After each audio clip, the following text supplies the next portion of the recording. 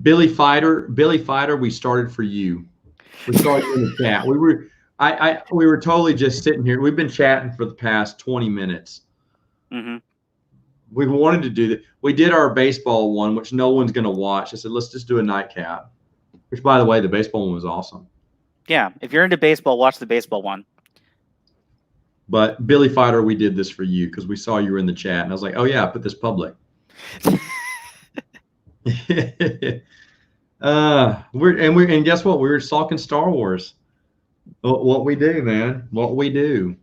So, Dylan was so excited that he thought I was going to do New Joe Order next, and then he forgot about Young Jedi Knights and said we're going to be here for another 2 months.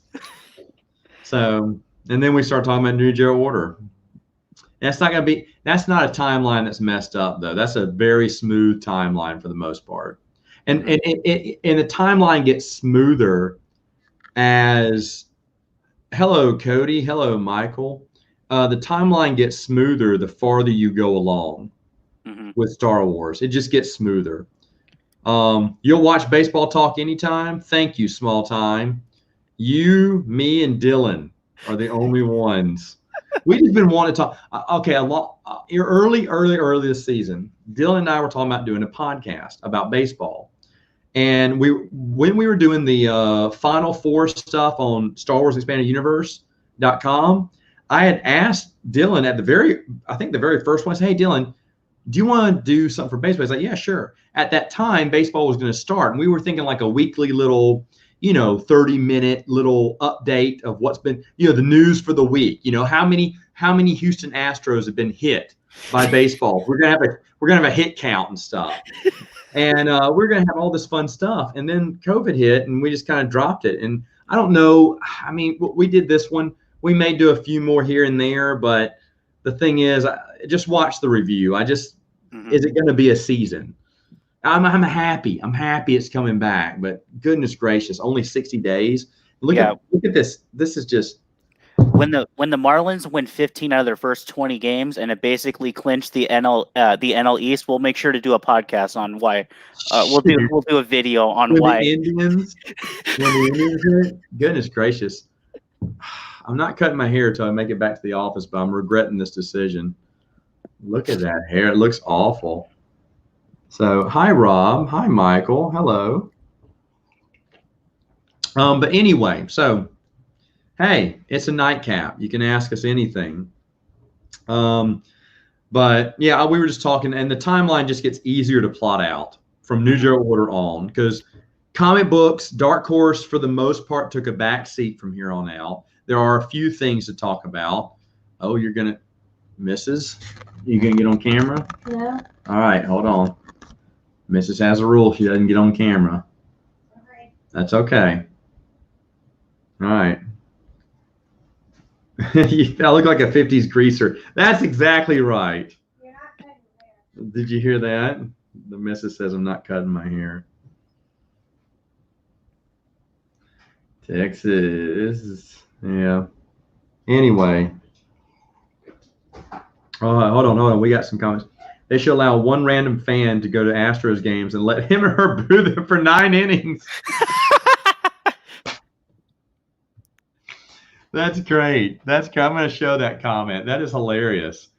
It was actually a promotion of the White Sox a few years ago. They were having a promotion where the first 9 people to show up to the stadium got to play in the game. Small Time, you'll like our baseball chat. You can watch our baseball chat later. We already did a baseball chat. Okay, well, we were going to call it a long time ago. I call her Bub, and we're going to call it Baseball with the Bub. And it's going to be me, Dylan, and my wife. We can still do it, Mrs. When the season starts, Dylan said he's ready to talk baseball. Mrs. loves her some baseball. Michael says, go Astros. Hold on. He says, go Astros. I couldn't help it, Michael. My phone's buzzing again. No, don't get the shirt. Don't take the shirt off. Here we go. You're reading the Dark Forces novella. It's really good. I assume you guys recommended the second and third ones, right? Yeah, William C. Ditts wrote those, and they're good, but they're it's very early, back when video games were getting their own books, and he writes it like the video game. I understand why, but you can see where he's fighting one small dark Jedi after the next, but they each get more powerful. In a way, Kyle Katarn's leveling up. You know, it's kind of, but book 2 and 3 were a little bit better, if I recall. That you didn't have the level. I mean, you did have the harder Jedi you had to fight. Dylan, anything to say about Dark Forces? I haven't read them. They're hard to get your hands on. Okay, anyway, I apologize, folks. I just thought Dylan was going to be good. So Cody says, go Mariners. Oh, Mariners. Cody, are you from Seattle? A Mariners fan. You know, I've actually been to a Mariners game. Went to Seattle. My dad took us to a Mariners game. I was in college. I know Bray was 16. How young, how many years are in between me and Bray, bub? 5? Bray is 30.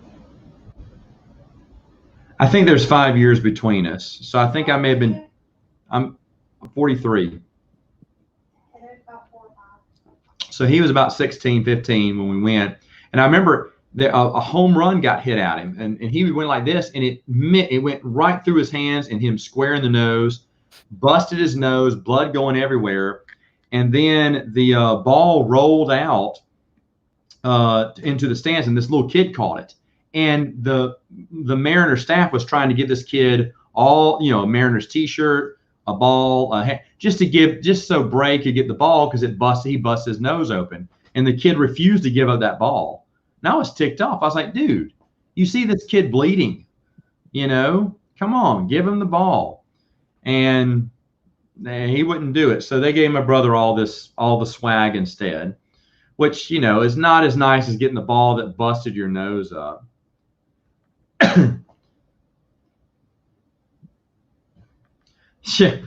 Kyle keeps talking about making sure he doesn't run out of ammo. Makes me think of a video game. Yeah, it is very video game-ish. I remember book 1 sounded a lot like a video game. But book 3 actually connects to Darth Bane in a way. Oh, you're 2 hours away from Seattle, right? Okay. My brother, his family, his in-laws live in Idaho. And they watch Seattle Mariners game every night because his father-in-law is a Mariners fan. And they always turn off in the 9th inning, because if the Mariners are winning, good. We don't want to see them lose. If the Mariners are losing, great. We don't want to see them lose. But his father-in-law never watches the 9th inning of a Mariners game because he doesn't want to know. He doesn't want to see them lose. That's funny. He missed Ichiro's retirement then. Oh, I don't know if he saw that, but they never watched the 9th inning. Kyle Katarn, the Chuck Norris of Star Wars. There you go. Hey, I'm going to show some of these. Sports talk. The only sport I watch is boxing. Tyson Denson Marcian, best boxers ever. Yeah, Tyson was a beast back in the day, but Holyfield was good, and George Foreman, put up a fight back in the day. I remember a fight I still saw was the Trinidad. Now I can't remember the other, and that was a good fight. I used to watch boxing a lot, Johnny. I don't anymore. I mean, if you're talking about like most famous sports calls of all time, Down Goes Frazier has got to be like top 5. Oh yeah, that's a good one. That's a great one. How you doing, man? I'm doing fine, Vinny. Doing fine. I'm not cranking out the board game reviews like you are, brother. Cranking them out. But I did get to play a few board games this weekend. Not as many. I had a flop. I tried to get a game night, and it kind of flopped. Someone had to work late. Someone posted negative for COVID, but thinks he still has it. A hypochondriac. And so just kind of fell. And then one kid had to leave early. So I was like, well, screw it.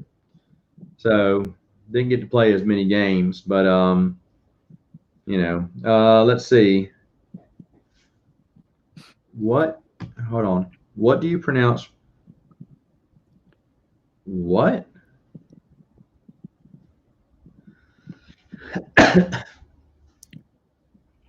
How do you pronounce? How would you pronounce that? Recognitor? I'll try that. Reconitor. There any? Oh, shut up, small time. Ric Flair threw out the first pitch. I would have left after that. There's nothing else to see. No, let me ask you this: before the ball came, before the ball was pitched by the pitcher, did Ric Flair go woo every once in a while to let the Astros know it was a strike? I'm kidding. My wife says I'm sure it was. Here you go. A question for Dylan, because this is his channel. Dylan, are there any book series you're into besides Star Wars? Not really, no. Because when I tend to get into something, I get like real into it, in that I have to like consume all like forms of media of it, and it's really hard to do that with multiple things. So I try not to get into things, because I know if I do get into it, I have to go 100%. There's no in between. Yeah. Cody's asking me, just got into Jedi Apprentice. Are you talking about the Jedi Apprentice trilogy? Is that what he's talking about, Dylan? Maybe. Are you talking about the one, Cody, by Kevin J. Anderson? I'll absolutely love it. Absolutely love it. Have a review on it.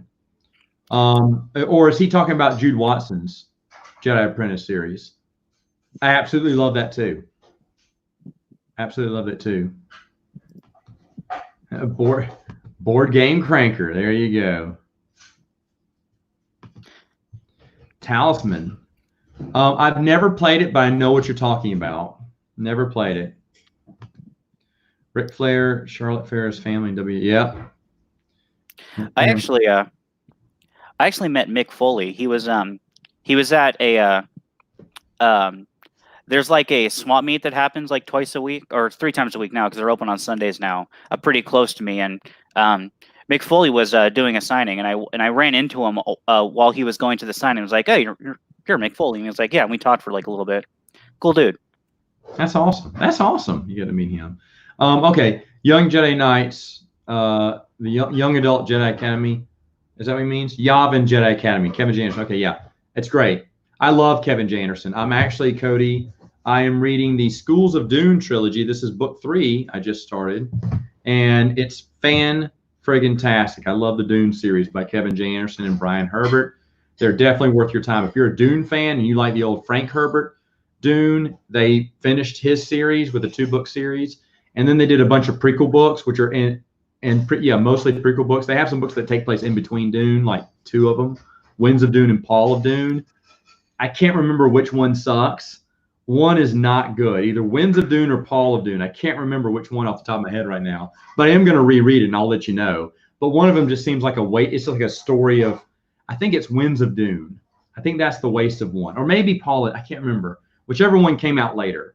I read it and went, well, nothing really happened. This wasn't that good. So there's only one book I didn't think was that good. But Dune series is fantastic by Kevin J. Anderson. I love Kevin J. Anderson. Oops. I've missed a lot of Rob D. So baseball fights, I remember watching as it happened. I saw an almost fight. I was watching an Angels game. My other team. I like the Angels and the Dodgers, and it was a home game. Bottom of the 9th, bases loaded. Chris Ionetta's up to bat. I forgot what the count was, but the pitcher beans him. It was going for his head. He ducks out of the way. It hits him in the shoulder, and he was mad. Throws the bat on the ground. Takes 2 steps towards the mounds. Then realized it's the bottom of the 9th tie game. He just got hit with the bases loaded, and he just won the game. And it's like, no, we won. Who cares? We won. Who cares? You didn't get on camera. Hey, Mrs. Baseball fight, you remember? Seen her in person.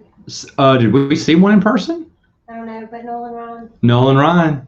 When I think of baseball and I think of baseball fights, I think of Nolan Ryan, Robin Ventura. Yeah. I think of Mike Piazza and Roger Clemens. The one the Pirates had last year. The Pirates had a big skirmish.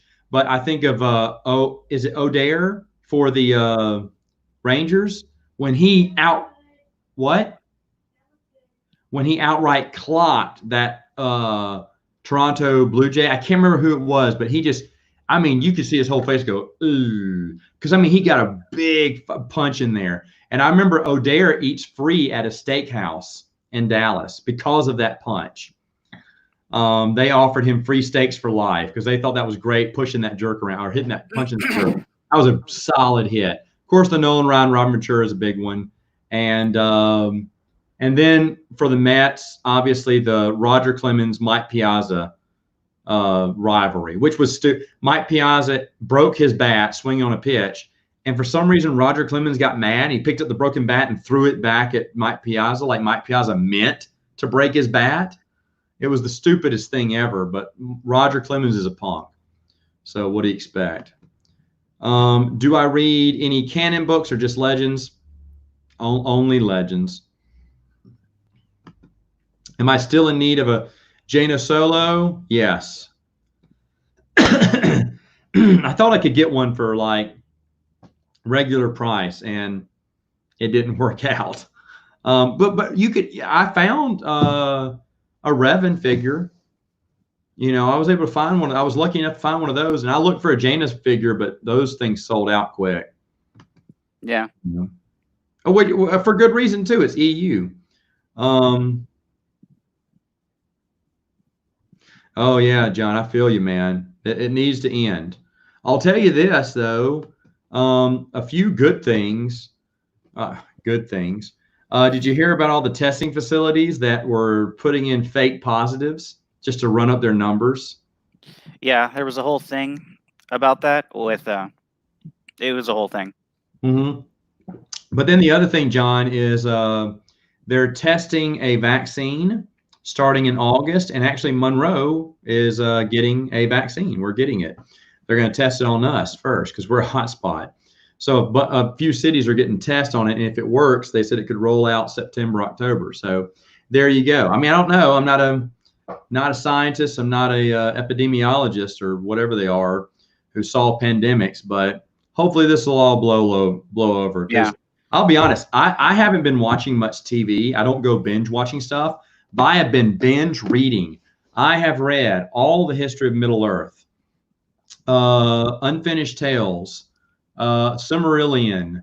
I read a Tremors biography thing. I read all the Highlander expanded universe novels.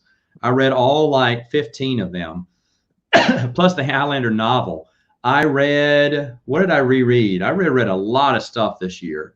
And now, of course, I'm traveling through Dune. I've been binge reading, which has really been, I didn't think I'd get to Dune till 2021, to be honest. I am so far ahead on my reading schedule now. I'll be finished with Dune this year, and I don't know, maybe I will start reading Star Wars in chronological order again. But so for me, quarantine's been fine. Do you think Sasha Banks will be included in Star Wars Mandalorian? Don't know who Sasha Banks is, and I don't watch Star Wars Mandalorians, Michael. I'm so sorry.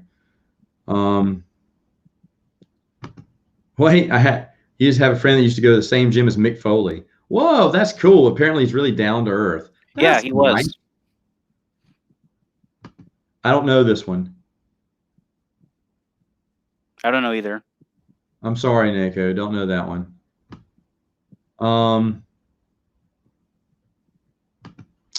Reading Shadows of Minor right now.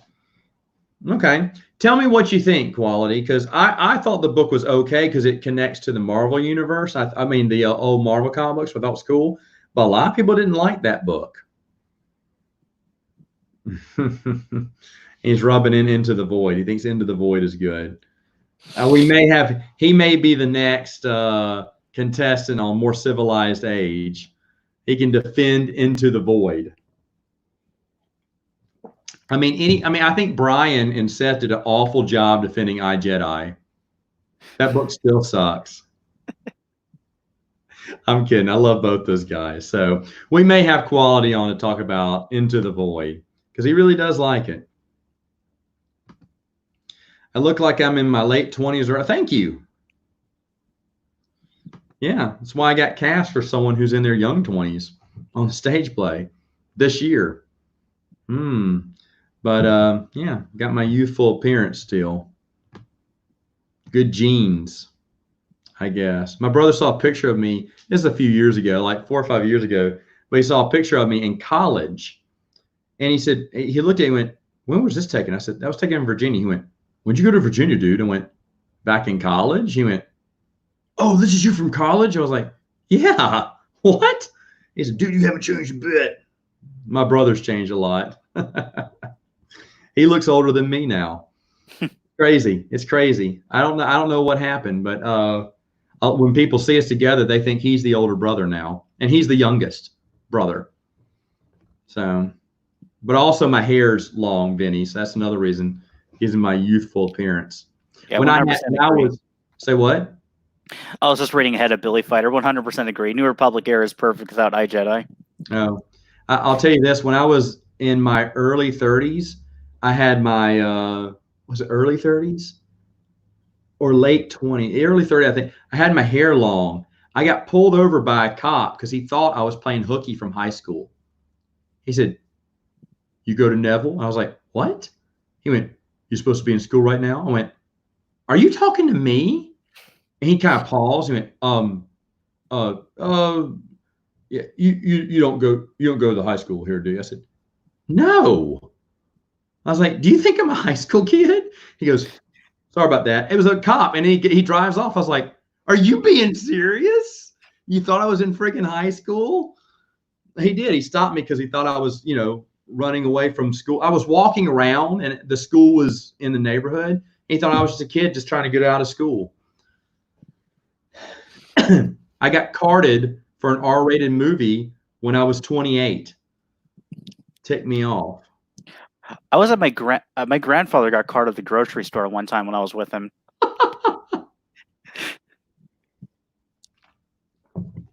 Oh boy. You saw Bobby Cox get tossed once. Yeah. Man, Bobby Cox, he would get mad back in the day, manager for the Mets. Uh-oh, here we go. Board Game Man, Jamie with one of my favorite games, bumper cars up there, going on a hunt tomorrow, estate sale for a couple of vintage games. Bermuda Triangle is a wonderful game if you can get it. That's a game I'm kind of looking out for. If I find it at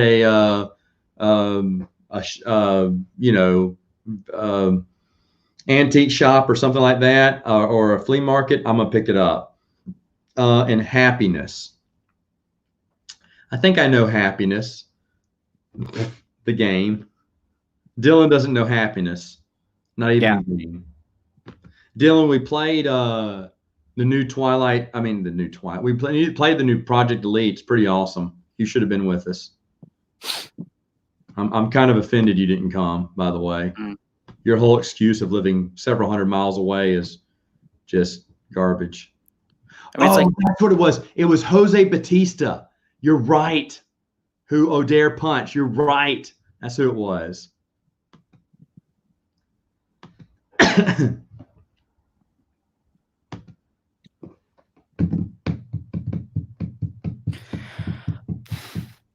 I know, for real, right? That's a tough question. I think writing-wise, Jason had a much better story arc, but that's I was going to say Jason too. But that's unfair because Jason, his story arc's over. His story arc's over, but the thing is, though, you look at it was Legacy of the Force. Oh my gosh, right? I mean, Jason's story arc is so good. It's so good. Jaina's a great character. She's a fantastic character, but there we go.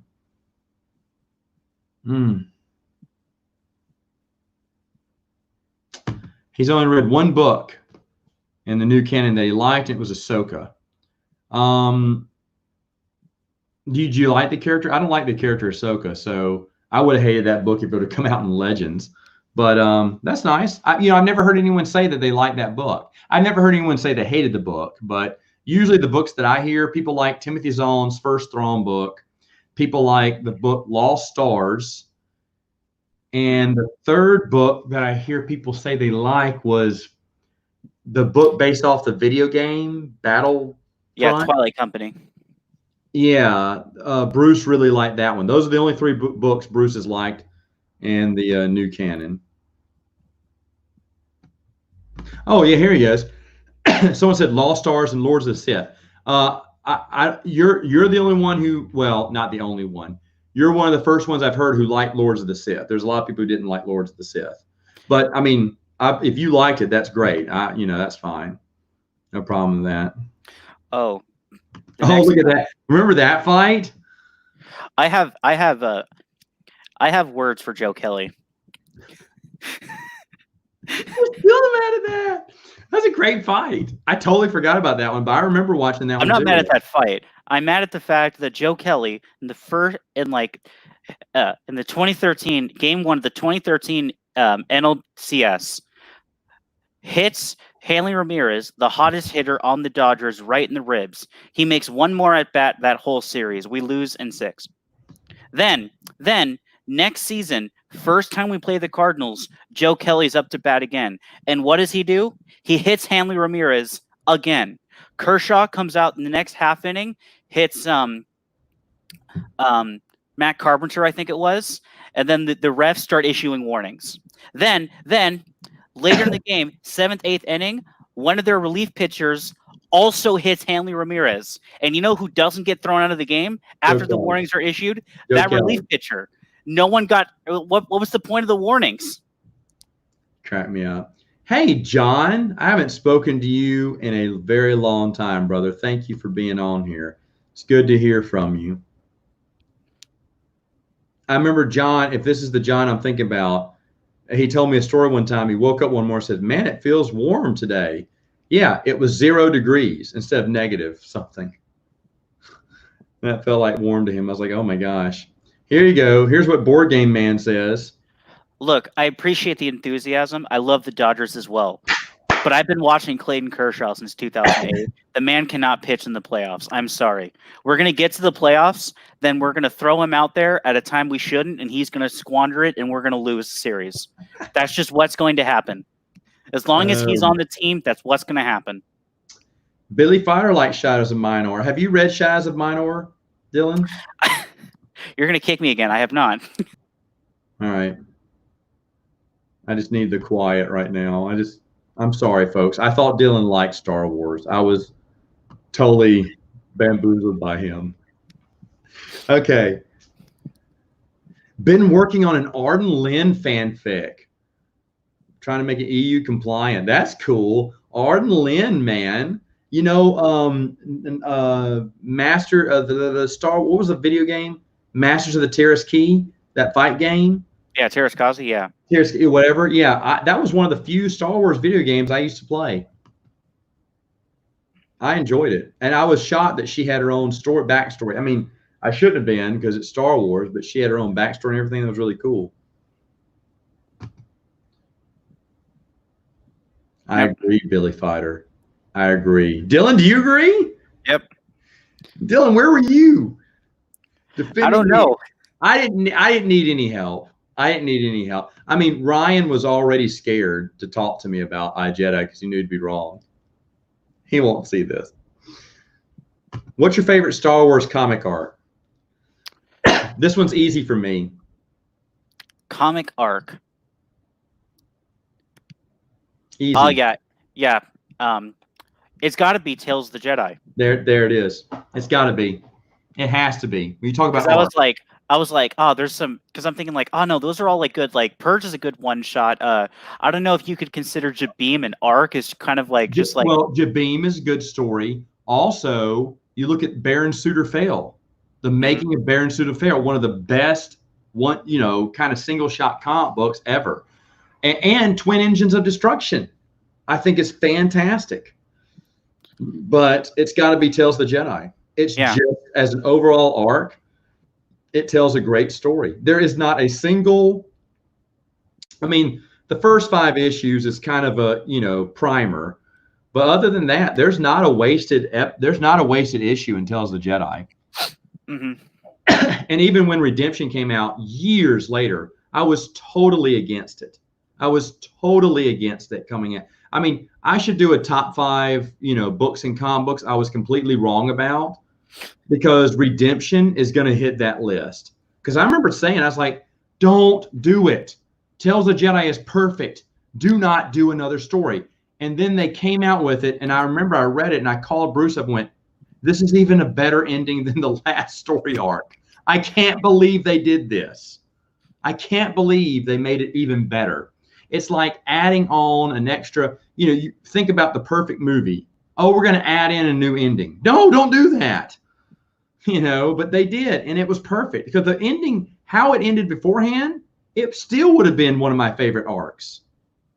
It was beautiful. Nomi Sunrider, cuts him off from the Force after killing who was Ulick's brother? Shoot. Why can't I remember? Cray Keldroma. Yeah, Keldroma. Yeah, Kay Keldroma. And it was great. It was great. And then they do this redemption story like, oh, no, don't. And you're like, oh, wow. This is even better. Great story art there. If I like King Domino, check out the expansion Dragon Domino. I did not know they had that. Vinny, I'll have to check that out. Who did I'll have to check that out though. Dragon Domino.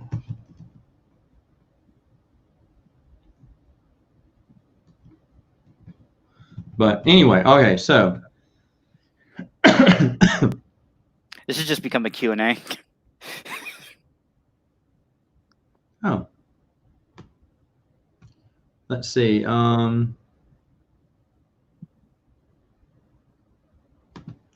you didn't know me and you said I was in high, you most likely, but hey, thanks. Yay! No, I'm not in high school. Dylan is though. College, but yeah. College. Same thing. College. The youthful appearance.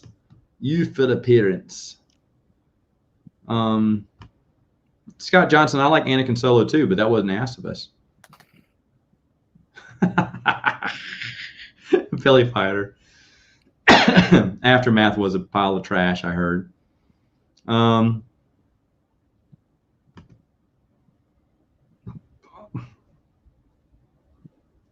don't know. Yeah. Who would win a fight? How about that? If it's Filoni doing it, Ahsoka wins. If it's anyone else doing it, Ventress wins.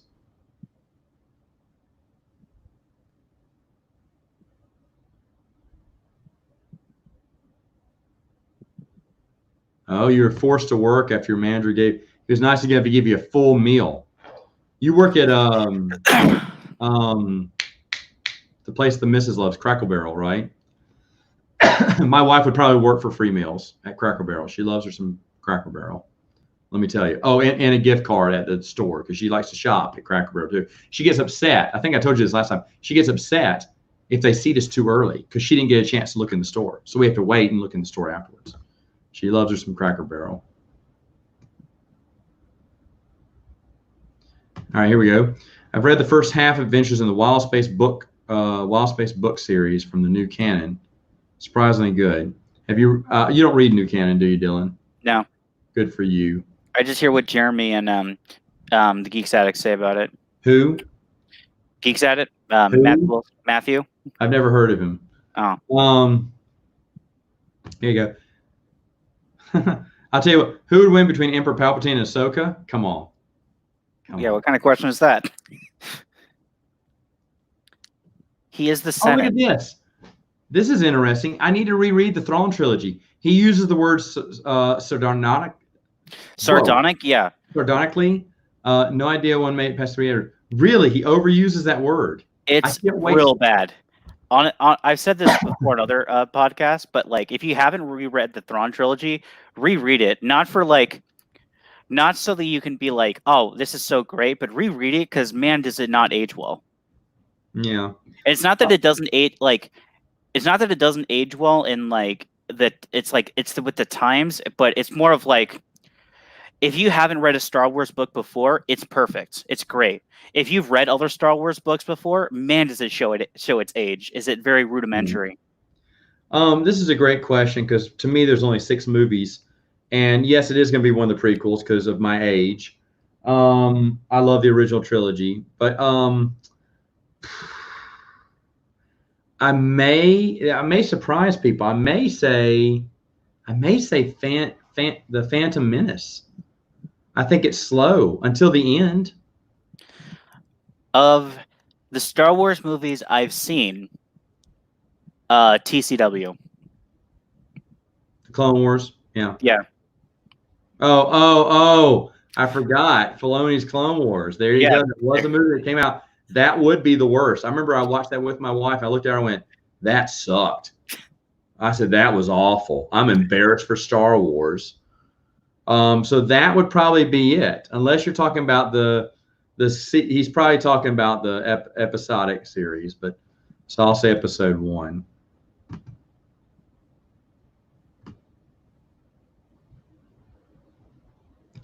The Shaz of Minor made him think about really old science fiction. It's interesting. Yeah, Arden Lynn had a great story, backstory, John. I remember reading that like a couple years later and going, shut up, they gave her backstory. And of course they did. They're the expanded universe.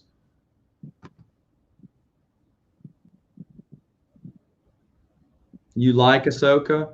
Johnny, I wish you were on the stream right now so I could boot you off the stream. I'm kidding. There's a lot of Ahsoka fans. I was not one of them, Johnny. I just wasn't. I just didn't like Ahsoka. I thought she was annoying. But there are a lot of Ahsoka fans, I'll be honest. So I'm probably in the minority there. Food High, I will rank my top 5 Star Wars novels after I'm done reviewing everything.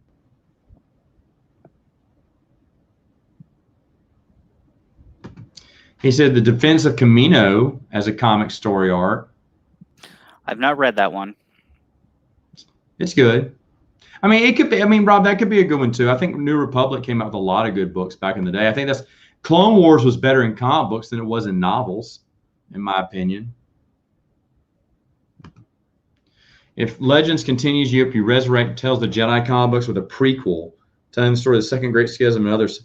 You know what? You give it to Kevin J. Anderson, and he'll run with it because supposedly he and what's the guy's name? Tom Beach had talked for a long time about what the story would be, the art, the other characters and stuff. I think the first and second Great Schisms is better told in Dawn of the Jedi than as opposed to Tales of the Jedi. No, Vinny, but I'll watch it. I'll watch it because it does look interesting, but I was never a Lion King fan, but I will watch it. Whoa! Scott did not like Redemption. Yeah, I saw that when we were talking about it, and I was going to wait for you. Yeah. Oh, wow. All right, Tales of the Jedi Redemption, the great debate win. What's my opinion of the Star Wars Empire series? All right, Empire and Rebellion are 2 different comic book series, so let me go with you. Rebellion was pretty good. Empire sucked. Empire, they didn't know what to do with it. It was so disorganized. I blame Randy Stradley, who was running Dark Horse at the time, I think. It was just Empire was such a mess. Empire, I think, and Randy was the beginning of Dark Horse losing it as well. Yeah, that's fair. I have played Colt Express. I actually played it when I was with Brian Borg, and we played it. I thought it was okay. I have been told that I need to give it a second shot. I didn't like it as much, but I have been told I need to give it a second shot. A good friend of mine, Luke from Down from the Attic, says I need to play it again, which I want to, but I'm not going to buy it because I did not enjoy it when I played it. Oh, wait. Oh, wait, come on, dude. Just started Black Fleet Crisis. Oh, that's all. Hey, I loved it. I loved it too. A lot of people, I don't understand the hate for this. You automatically knew. I knew from book 1 that, that's spoiler. Yeah. I knew from book 1 that the thing they were setting up was fake. Right. I'll just say that. To me, it was obvious. People were outraged that he would even touch the subject. I'm not going to try to do any spoilers here, and I tell people when it's like, hey, does it is this like a contradiction? And I tell them keep reading. Yeah, it's not. And by the way, he uses Michael P. Q. McDowell is a great guy, one of the first authors I ever spoke to, and he used Lando perfectly. Lando and Lobot, their story is not even connected, I don't think, to the Black Fleet Crisis. No, that's in my opinion, that's his one flaw, is that shouldn't have been included in that should be its own book, and then Black Fleet a duology. It was great. That Lando storyline was great. I just loved it. I was so interested. I mean, obviously I'm a big Lando fan, but I just thought it was great. And not many people utilize Lando in a good way. And plus, is it Black Fleet Crisis? No, it's Carillion Trilogy that they killed off a book character from someone else's books. It was Carillion Trilogy. No, was it? Yeah, Carillion Trilogy. I know you're talking about. Yeah. And the thing was, you had never seen that before. You never seen a character come back from another book and then get killed off until, of course, New Jedi Order came around. But this is the Bantam era, and that was a big shock to me. And but anyway, I love Black Fleet Crisis. I think it's great. And if you read New Jedi Order, you find out what happens to them. Dylan, do you have top 5 characters from who do you like from DC and Marvel? I don't really have a Marvel one, but for DC, Static. That was always my favorite superhero. Shut up, really? Yeah. Did you watch the cartoon? Yep, that's why. Okay. You know, I have them all on DVD. I just watched them earlier this year. Those are some of the TV shows I binge watched. I decided to watch the Superman animated series. I love the Batman animated series, and I love Batman Beyond, and I love Justice League animated series. And then everyone kept telling me about Superman. Well, I hate Superman as a character, but that cartoon was pretty solid. That was a pretty good cartoon. I'll admit it was great. I think the movie Brainiac Attacks was kind of lame. It had some good parts, but it wasn't that good. And that's a lot of fans agree with that. But Static Shock, as a kid, you'll love it, but it doesn't fit well within the DC AU because it's not as grown up. And I understand why, because we're talking about a younger kid, right? So they have younger stories. But it never got serious. The only time it ever got good is when we did crossovers. And the artwork is, the animation is horrendous in season 1. It is horrendous. It is like 80s cheap cartoon style, zero budget. Season 2, it gets a little better. And then in season 3 and 4, it's really good. It's really good. The animation finally picks up. And there were some interesting episodes here and there, but overall I thought, it's just, I didn't like how they did. I think I did a review on this. I didn't like how they kind of used that, that gas as just a reason to invent a new character. It used to be just 2 gangs that were fighting on the war. Yeah. It turns out that the entire high school was there on the docks that night. When you think of, and then they had to give Richie, is it Richie or Robbie, his best friend? They had to give him superpowers later on in the series. So they said, oh, it must have been Leighton or something, or, he must have gotten it later on. It just recently came about. No, they just couldn't figure out. It was lazy story writing is what it was. I thought as a kid, it's like, oh, he's just really smart. So he just makes the gadgets and like his technology is a superpower. But yeah, but then they try to blame on the gadget. But the thing is, it was poorly written. But Zeta Project, I watched because I was kind of excited because I like Batman Beyond. This is a spinoff. And I thought Zeta Project it never really got that good. I mean, it was okay for a little while, but I don't remember the episode in Batman Beyond. That I don't know why they thought that was such a special episode to give him his own cartoon series. And I never even heard of it before. But I got both of those on DVD and watched them, and they were okay, but it really wasn't that good, and it doesn't really end. And neither one of those, Static Shock probably should have gotten a movie, at least a DVD, straight to DVD movie. And Zeta Project probably should have gotten a movie too, but it probably wasn't that popular. I did watch the new Justice League movie, Justice League versus the Fatal Five, came out last year. It sucked. It's awful. I hate the Legionnaires, though, and the Legionnaires are featured in it. And then I saw Batman Harley Quinn, which came out 2 years ago, I think. Pretty good. I was impressed. It's funny. It's a joke thing, but it's pretty good. My favorite Empire comic art is the ones I've read, the arc where the rookie Imperial officer saves the Regent from bug aliens. I kind of remember that one. I mean, Empire may have had a few good ideas, but it went off the rails quick. Huh. Zon says point all the time in his writing. Point and right. A character will just go like, they'll be like, right. I guess it's, I would also recommend if you're going to rewatch, at least for you, these are really the sardonic and like the right and like point. It's a lot more evident when you're listening to it instead of reading it. I'd highly recommend just listening to the Mark Thompson audiobooks, because you'll be like, yeah, they do say these words all the time. Cody, I was totally against Darth Maul being in the Clone Wars. Yeah. He died in Naboo. But in the Legends universe, you can say that Visionaries, the comic book story in Visionaries, was how it ended. You can kind of make that canon in a way. I mean, Legends canon in a way. Although I hear I can't remember what series it was, but there's an episode where they rip off Visionaries, and that's really how he died. He fought Obi-Wan on Tatooine. Yeah, it was Rebels. I've seen that. Rebels. Okay. So they ripped off Visionaries. Nice. Thanks.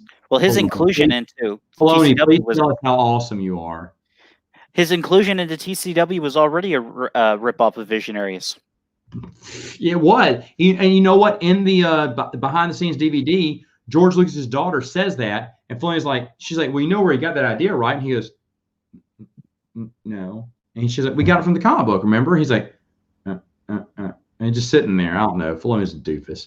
Anyway, Hoojies versus Jackson. Hoojies all the way. All the way. They look cute, but they're really ferocious. Unmatched doesn't have the rights to Star Wars, Vinny, but I hear Unmatched is fantastic. And Star Wars Epic Duels, which it's based off of, is a great board game. Absolutely love it.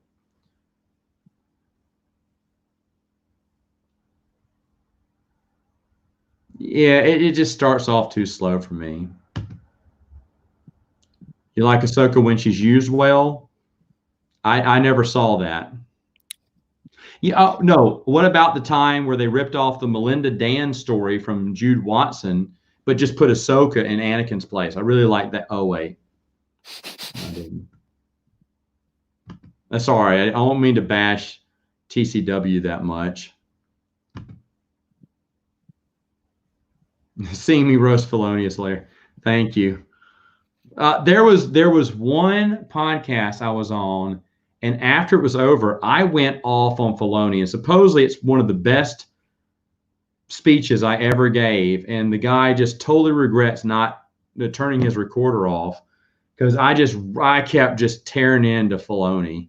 And I don't remember what I said, but everyone still, the people who were in that podcast keep telling me. I remember it. I remember it being amazing. I just don't remember what you said. That's what everyone says. They just remember laughing and thinking, this is great. We should have recorded this. And no one remembers what I said, but everyone was laughing. I mean, I was just going off on Filoni and this. And I'm sure I've made most of those comments before, like the fruit. I know finding fruit for the cake for a Padme. The whole, I love Cad Bane, but that's the most hokey, ridiculous storyline in the world. I'm probably sure I did a mix of that though. Big old doofus.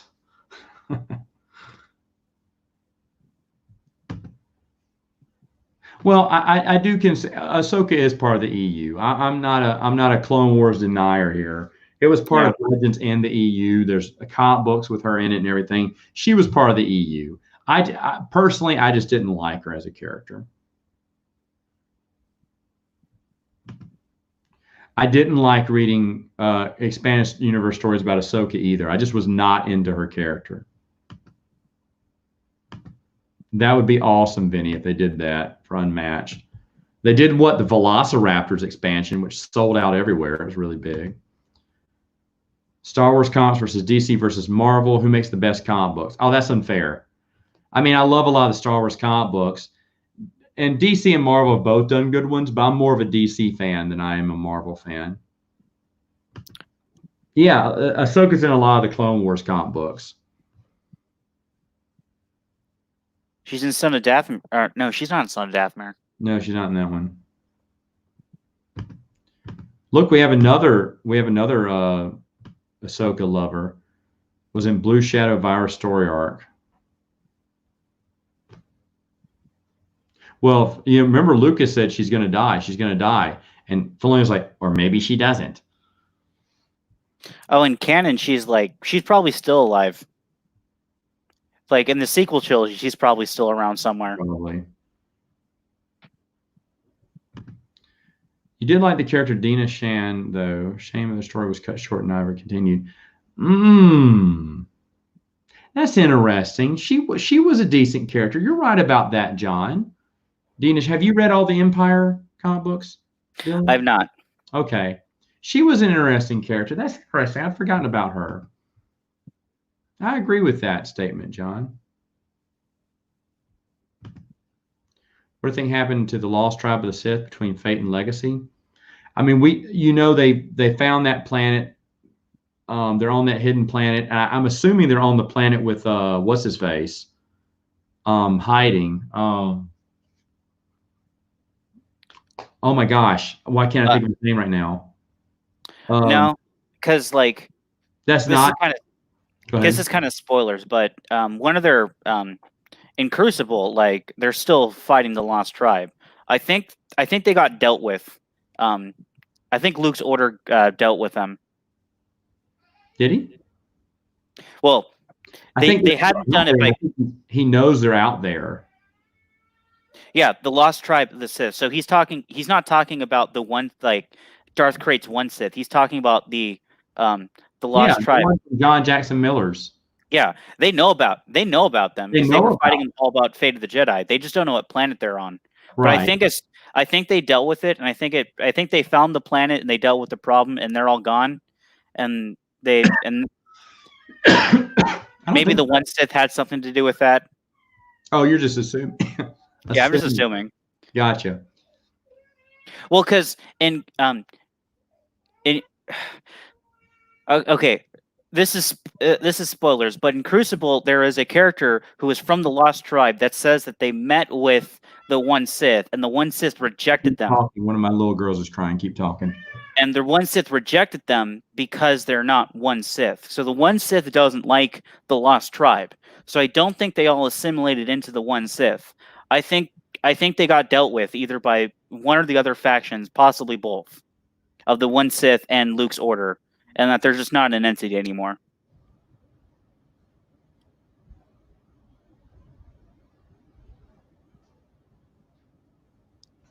I didn't say which character it was. I just said a character. Okay, stop talking to Dylan. He's no fun. A book that gets a lot of hate for some reason. Absolutely, the Spin of the Mind's Eye. Have you've read it, Dylan? It's another dated one. It's not bad. For what it was written. I loved the villain in it. The villain who is super evil, and then he falls apart when Vader comes in the room. You know, he goes from just big, strong man to cowardly lion. I thought that was great. There's a lot of things I like about Split in the Mind's Eye.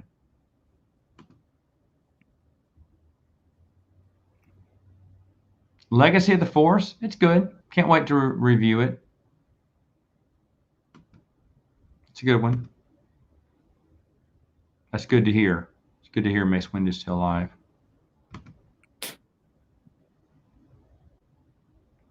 Why did I do all 3 Black Fleet Crisis books in one review? I just decided that was what was best. Some like Anderson's books I really did enjoy. I think I did this for the same for the Carillion trilogy too. Some of them I just decided it'd just be good to do all in one. I was trying to avoid a lot of spoilers too. And I decided to just do it all together. And that is true. Sometimes I don't. Sometimes I break them down, right? Like I did for Kevin J. Anderson's Jedi Academy trilogy. So it just whatever I'm feeling right now. And like I said, try to avoid spoilers when I can. Sometimes I can't help talking about, like Dylan and I were talking about me reviewing News Your Order. I'm going to have to do spoilers. I'm going to have to do spoilers for that because there's so much stuff that happens. And I will do those one book at a time. I may combine some things like Michael Stackpole's.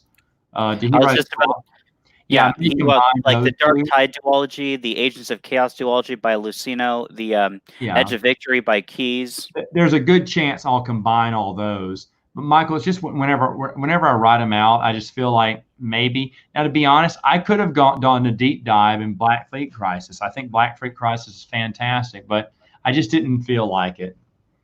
I felt like it just be a 3-in-1. I can't explain, what goes into that. Why some books get individual treatment and some don't. But a lot of the Bantam books, I did combine the trilogies together. I mean, Timothy Zahn's I didn't because those are classics, but I did it for the Krillin trilogy and Bounty Hunter trilogy, I believe. So I did it for a few.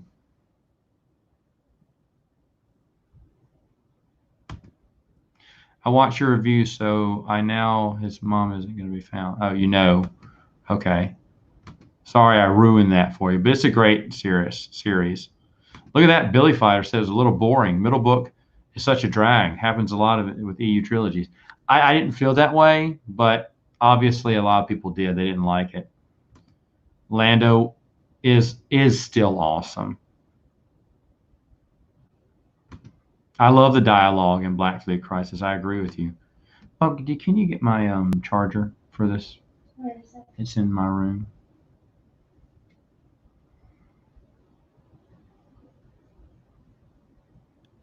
Don't worry, Billy Fighter. You have like 2 months. You have 2 months. Maybe 7 weeks. I don't know. Maybe 5 weeks. And Billy Fighter, you can just read the books and just not watch my reviews for right now. Because I don't know what I'm going to do. I really don't. I haven't sat down and written out the Black Fleet Crisis. But I gotta do spoilers. And I just don't know how I'm going to do it yet. I was seriously, that's what Dylan and I were talking about 20 minutes before we came on. No, Hala. Hala was her name, wasn't it? From Split in the Mind's Eye. Yeah, and the Caliber crystal. I mean, in Legends, they say that the crystal doesn't work when it's farther away from the planet. So it's tied to that planet. So it was, tied to that planet. But yeah, what happened to her? We don't know.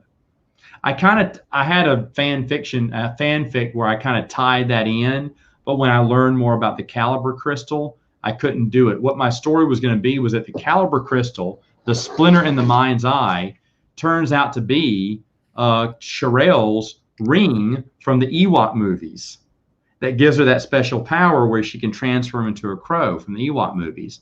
But then when I found out the Caliber crystal doesn't have any power the farther it is away from the planet, I was like, oh, rats. That would have been a perfect explanation of what her ring, the crystal her ring's made out of. I thought it was really smart doing that too, by the way, but oh well. Oh yeah, Hala if you hear her. Mm-hmm. Oh, hey, Chris. Do you think they should have made a Jurassic Park cartoon show? No. I don't know. It would have been gangbusters if they did. Probably so. I have not seen the Harley Quinn TV show. I heard it was bad, though, Johnny. I heard it was bad. I'm not a Harley Quinn fanboy. I'm just not. I enjoy her in the animated series where she originated, but a lot of people don't do Harley Quinn right. They just don't.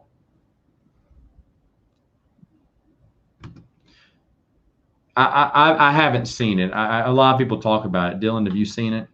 No.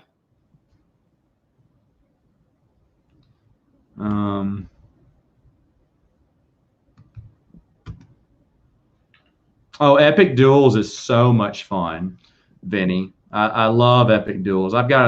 that's going to move up on my, if I do my top vintage games this year, which I'm probably going to do, that's probably going to move up on my list because Epic Duels, I played it a couple of times this year, and I've really enjoyed it. I'm looking forward to Back to the Future Dice game.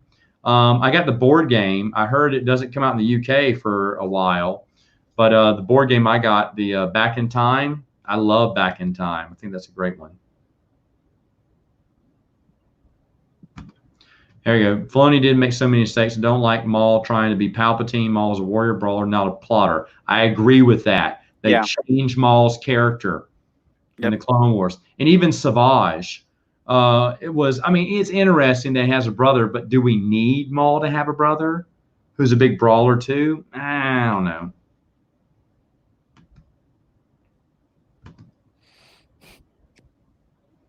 Callum Johns, who's that?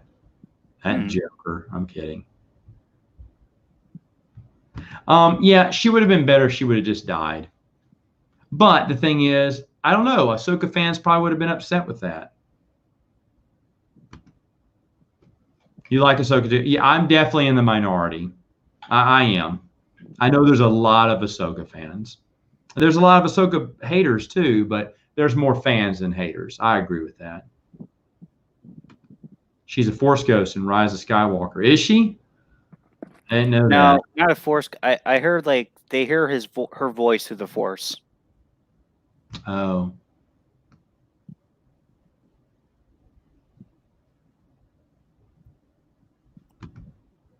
Yeah, for real. Hold on, let me put that quote again. Do you read any Star Wars, Dylan? I thought you liked Star Wars. I just finished the Last Jedi. You know, the Jax Pavin one, not the movie one.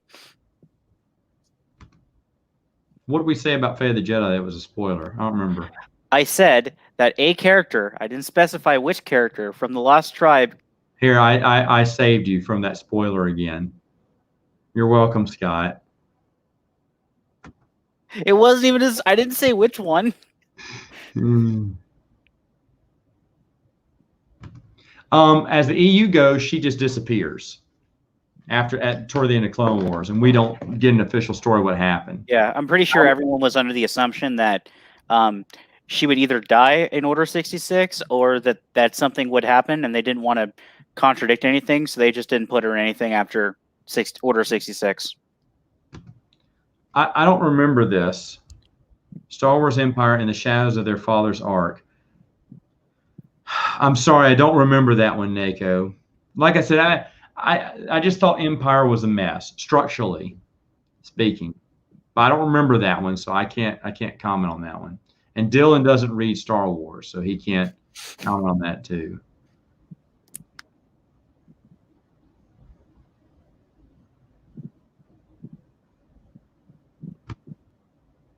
Whoop. Was Ahsoka ever mentioned in any that took place after the prequel era? Not in Legends. No. Oh, and it already got answered behind here. Well, I know someone who would love the Jedi Apprentice series in the hardcover box set. Two people, me and Dylan, and everyone else. I think here's one, Dylan, I'll give you while I plug in my laptop here. You get to reprint. No, I asked you this on GeekSack's channel, but I haven't done it on my channel. If you got to reprint a comic book story arc, you got to do an omnibus of something, and you got to do a reprint of a children's series. What were your two answers? Tales of the Jedi. I agree with that. Because that's just a license to print money. And I originally said Young Jedi Knights because I thought someone else was going to say Jedi Apprentice, but then no one said Jedi Apprentice. Well, no one has to say Jedi Apprentice. I would say as young adult books go. Oh, no. Here, I'll switch my answers up. I think they reprint all the hyperspace comic strips, and an omnibus. And for a young adult book series, let me say, no, I think I said this already, Junior Jedi Knights. because I think a lot of Anakin fans would love to read those books. Here's the problem with the reprints, though. If you reprint them, Chris Nelson's still going to pay like thousands of dollars for like the first edition copies. So He would. You know what, Vinny? I haven't played Star Wars Imperial Assault. I was going to at BGG Spring Con, and of course they canceled it. I still want to. I'm not much for dungeon crawls. I have a few of them, but I don't need that many. Let me see what I have. Mice and Mystics, which I finished. Space Hulk, which I finished just last year, the entire dungeon crawl. And then Descent, which I haven't finished yet. And it doesn't look like I'm going to finish it this year. I have one big adventure and 2 small adventures left. Thankfully, Fantasy Flight is not doing any more Descent. They did like a small character pack or something like that last year, but they haven't done anything big with it in years, which is great because it's allowed me to catch up with all the adventures. I'll probably get through one big adventure this year, maybe the 2 small adventures too, but my nephews got a little burned out on it last year, and I haven't played with them since. I played with my adult gaming group, which really loves it right now, but I'm trying to play through my entire collection, and that's not going to happen this year. I don't know. I mean, I got 64 games that need to be played on my list, and unless some kind of miracle happens, that's a lot of games to play at the end of for this year, and I don't have game nights all the time, and I'm even cutting off. I used to go over on Saturdays and visit my nephews, but the girls are walking now, and they get into everything. And last Saturday was a teetotal disaster. It was a teetotal disaster. I got 0 games played. I had to keep running, taking care of them. They were just everywhere. My little nephew, who kind of watches them, was letting them do whatever, and it was a nightmare. So I can't take them over there anymore. So that cuts out. I was playing about 4 games a week over there, just on Saturdays. And so that's going to cut down on my gameplay. The missus only plays the vintage games with me, and my gaming group, a lot of them had COVID. So the past 2 weeks, none of them have been able to come over, and the ones that haven't been able to come over either. So it's been kind of sporadic. I'm kind of losing my board game group, trying to reestablish it, trying to get something going on to where I can play more games, but Dylan won't come live with me, so that's kind of out of the question. But I'm trying to get all my games played, but I don't want to get another dungeon crawl if I can avoid it, just because if I ever finish Descent, I'll be done with dungeon crawls right now and I can take a break. But I'll be honest, if Imperial Assault is really awesome, Spencer, who does the from the Star Wars library reviews, he's a really awesome guy. Spencer has offered to show me what all is within Legends and to stop when it gets to new canon. He knows exactly where to stop too. So I won't have to get a full collection of Imperial Assault, which is nice. You can get those pretty cheap too. I see those on clearance sale a lot of the Imperial Assault expansions. So I really wanted to play it this summer, but I want to play it first. I hear it's Descent 2.0. It's like Descent, but a little bit better. That's great, but am I going to get into it? I don't know. I'm not really I love Star Wars, but Star Wars and board games don't really, I like Epic Duels. I like Queen's Gambit. I love the game Sabacc, which Dylan, I got to play again for the first time since you and I played it when you came here. I just love Sabacc. I think that's by Westing Games. That's just a fun game. The Han Solo card game is at a store for like $3 right now, brand new. And it's kind of like Sabacc a little bit. Have you seen it? The solo game. It's called the solo card game, but basically it looks like Sabacc cards, and the game's played similar to Sabacc. And I kind of wanted to get it because I think it's cool, but at the same time, it's not Sabacc. Have you seen this game? You know what I'm talking about? I do not know. Okay. Anyway, I apologize, folks. I just thought he'd be more entertaining.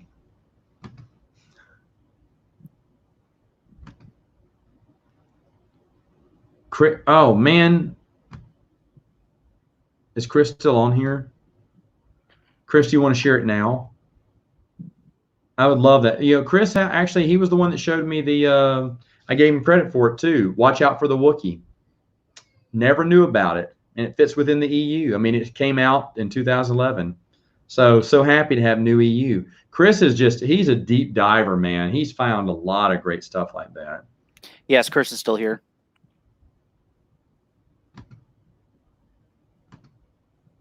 Hold on. Chris, if you can come on. All right. Show off the collection. Yes. Your please. new additions that you spent a lot of money on to Yeah. find. Links The sent. Please join and show. I'd love to see it. Your harrowing tale of tracking down the first ever print of that. I didn't see Doom Patrol, Cody, because I hated. Weren't they on an episode of Titans? I hate Titans. I won't watch Titans again. I just stopped with DC's channel. I don't watch any of it.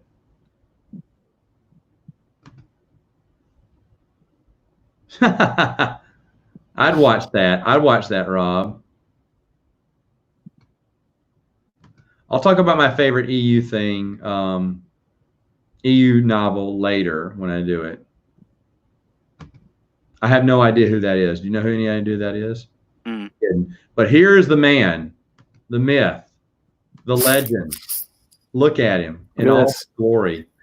What's up, guys? Been a long time. Man, I'm so happy to see you. I'm happy to see myself. Look at me. Look at me on that. You look great. Oh, I don't think so. How come? And this is wild. You growing out your hair too, and it looks miraculous.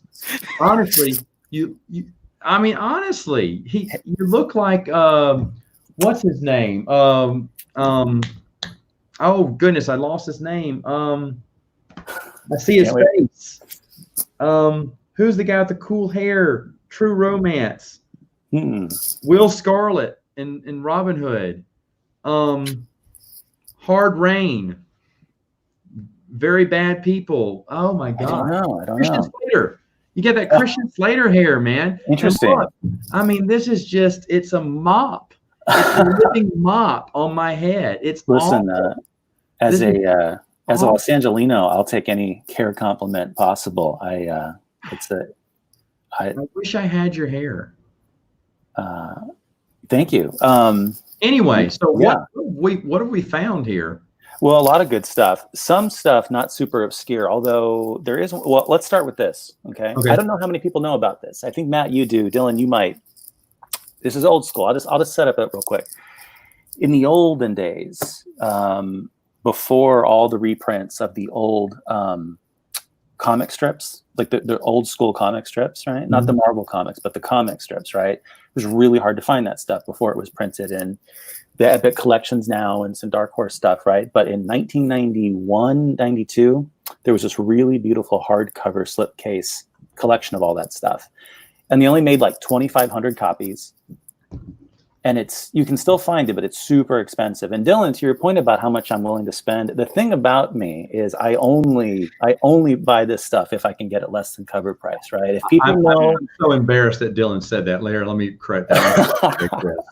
No, I mean, if people know what I paid for my copy of that Dig magazine with the lot, you would kill me. Okay, but here it is. Without further ado, this is the massive slipcase, 3-volume. Check it out. Look at this. Beautiful. And it's massive for I'm trying to think just to just so you get a sense of the size. Like here's like a random comic book, right? Let me see if I can. It's massive. And the cool thing is, so I'll just show you the individual pieces here. So this is the first volume, the slipcase. Look how beautiful. And it's in mint condition. Look on the inside here. So in the old, I've been trying to track this down for a reasonable price for 20 years, and this is something that, again, back in the day, was really hard to find. It's actually signed by Goodwin and Williamson. No way. Yeah. So this is number 713 of 2,500. That's all they made. And so again, for about 20 years, this was the only way you could read the old school comic strips. And actually, it's cool too. There's even an introduction by George Lucas. But by the way, he didn't care about the EU, right? So this thing is, and really nice. There's like an original introduction by Goodwin. This is one of the remaining holy grails for my collection. Again, it didn't need it because you've got this stuff elsewhere in a lot of different ways, but I need to have everything, right? So this was and it's a beautiful set. Oh, it's gorgeous. Yeah, I mean, it's gorgeous. It's massive. And then here, just to give you guys a sense of what, there it is. Oh, it's beautiful. 3 volumes. Beautiful stuff. Beautiful stuff. Now, what else do I have? As you guys know, I'm obsessed with like all the RPG mags, like the non-Star Wars RPG mags that have original content. You were a big collector of those. Yeah, I have. I have a lot of the digital copies, but you have the physical copies. Yeah, I've got the physical copies, and there's about 150 or so. Actually, I've just discovered something recently that I've been trying to work on. I've been working off a list for years. So I've been trying to kind of crowdsource it from people around the globe, right? Because a lot of this stuff is like foreign language, like mostly Spanish, mostly French, but even some Swedish stuff. But I actually just discovered something recently that no one I've talked to knows exists. And I just picked them up. Polyhedron magazine, right, which has tons of EU stuff. They actually had a UK version. And this is issues 3 and 4. And why this matters is because if you can see at the bottom there, a simple pickup. Wait, I'm getting confused by the camera here. Here we go. A simple pickup. It's a Star Wars scenario. And what's important about that is it's from the old 80s RPGA Association. It's an old school West End Games compatible Star Wars EU scenario that was lost, right? Except when Polyhedron UK republished it in 2 parts. And I think the year, God, I forget, sometime in the 90s. Anyway, this stuff was like only rolled out at like old school Dragon Con conventions and stuff. And we kind of know the lists of what some of those scenarios are, but we don't know what the content is. Now we do. I've never seen this available before, probably never will again. And I picked this up. So I'm really excited about this. So this is new. Drive through RPG used to sell a complete digital set of all Polyhedron. Yep. And I bought that digital set because I thought there was no way to get those individual issues. And you have had a major RPG collection.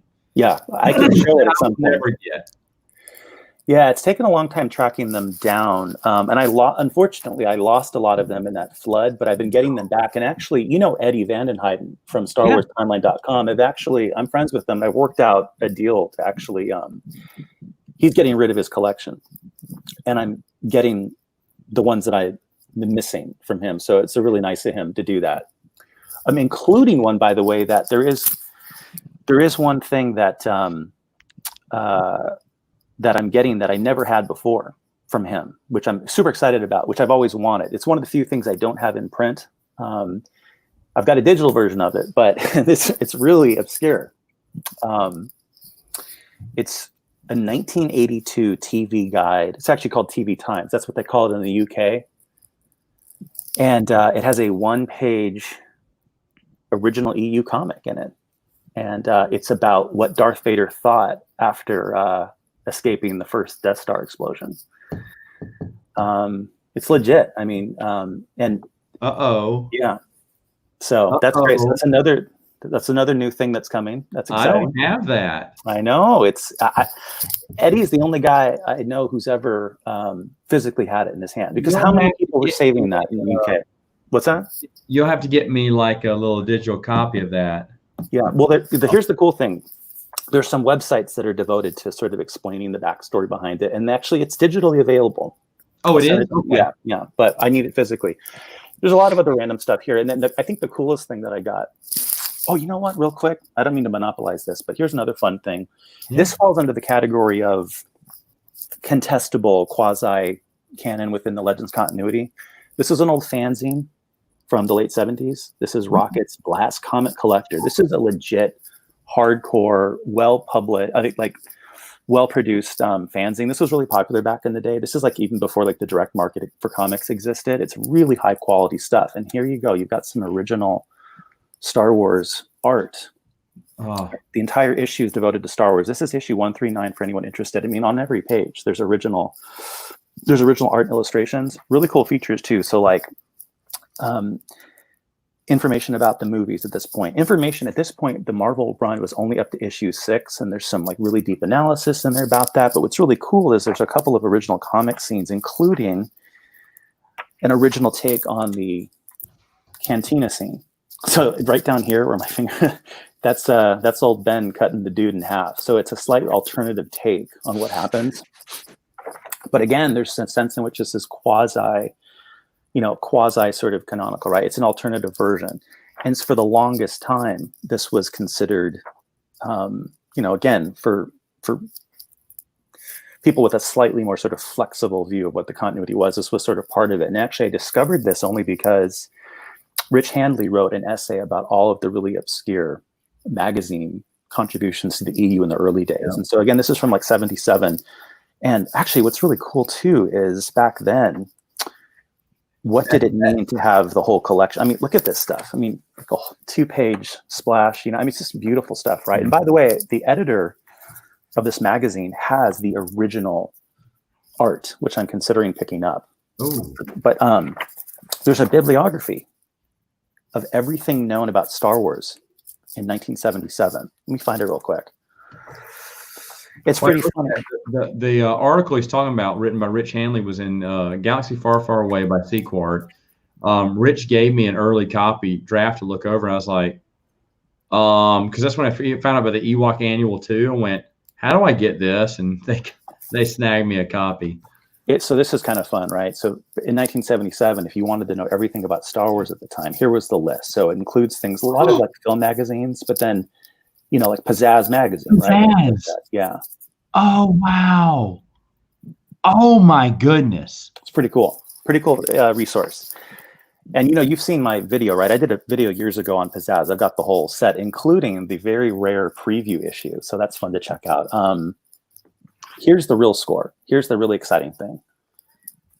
Do you recognize these? Oh, wow. You know what these are, right? Yeah. These are, for anyone who doesn't know, these are, they're very obscure, very hard to find, extremely expensive. If you ever find these out in the wild, buy them, regardless of how much they cost, because they are worth it. This is basically just novelization of like a individual episode of Droids and Ewoks, respectively, except it's in Spanish. This is from Spain. This is from Plaza Joven, right? So the cool thing about this is Abel Pena discovered this in 2013 or something, and then translated it. And super hard to find, right? But finally tracked them down. And the cool thing too is that it's an eccentric novelization. So there's some quasi-alternative sort of takes on things, but there are a couple of original characters here and things that then he retconned to sort of kind of tie in. There's a character here who was only known of, I think, in 1985, because remember back in the day, the Kenner Power of the Force, they started giving you coins with the toys, right? Yeah. There's on one of the coins, this is so obscure, one of the coins, there's a character who's mentioned as the brother of another character, and that character originates in these, right? And so it's just all these deep cut connections. And the weird thing about these is that no one knows who wrote these. There's no author information or anything. We just know that Plaza Joven was a major licensees of Star Wars stuff. They did a lot of the more just traditional novelizations, but these two things in particular, this is the original stuff. So yeah, I had a ton of stuff from Spain come in recently, every issue of Líder magazine, which was another obscure Spanish thing, including a CD-ROM that I'd never seen before that includes original stuff. So yeah, it's exciting. And this is just the stuff I have here on my desk. I won't do it now, but unless you want me to, but I can show folks the archives of the magazines and stuff. And I'm trying to get them better organized, but. See, yeah, I found a lot of that stuff on digital, and I just bought it. That was the easiest way for me to get it. Yeah. I was like, there's no way you can collect all this. And then every time Chris shows me something, I'm like, shut up. That's the actual physical copy. Yeah, yeah. I will, admit, to Dylan's point, I mean, the only thing that I've ever, probably spent more than I should on two things. On the, there was that, I think there was that Hasbro Clone Wars little pamphlet that had 3 stories in it. Remember that? And it's available digitally, right? Yeah. And one of them isn't even really canon. It contradicts everything. I just decided, let me plunk it down. I got that. And the other thing is imprint. I know the Fate of the Jedi hyperspace exclusive. That's right. Yeah, I decided to go for it. I didn't sign up because I was getting married that year, and I forgot. And that's the 1 year they have EU. I have it, of course, a digital copy, but the last time it came up on eBay, it got up to $100. I was like, deuces, I'm gone. I can't do that. My only hope is that like some of the problem is like this stuff is so obscure that no one knows to sell it, right? No one knows it's worth anything. And my only hope is that the more we talk about this, the more someone out there is like, oh, wait, I have that. Maybe, and I think the same is true with Dig Magazine. Every time someone talks about it, right? And you plugged this a while ago, but I finally set it free, right? I digitized it. I gave it to Joe. It's up on the site, StarWarsTimeline.net, if anyone wants to finally get it.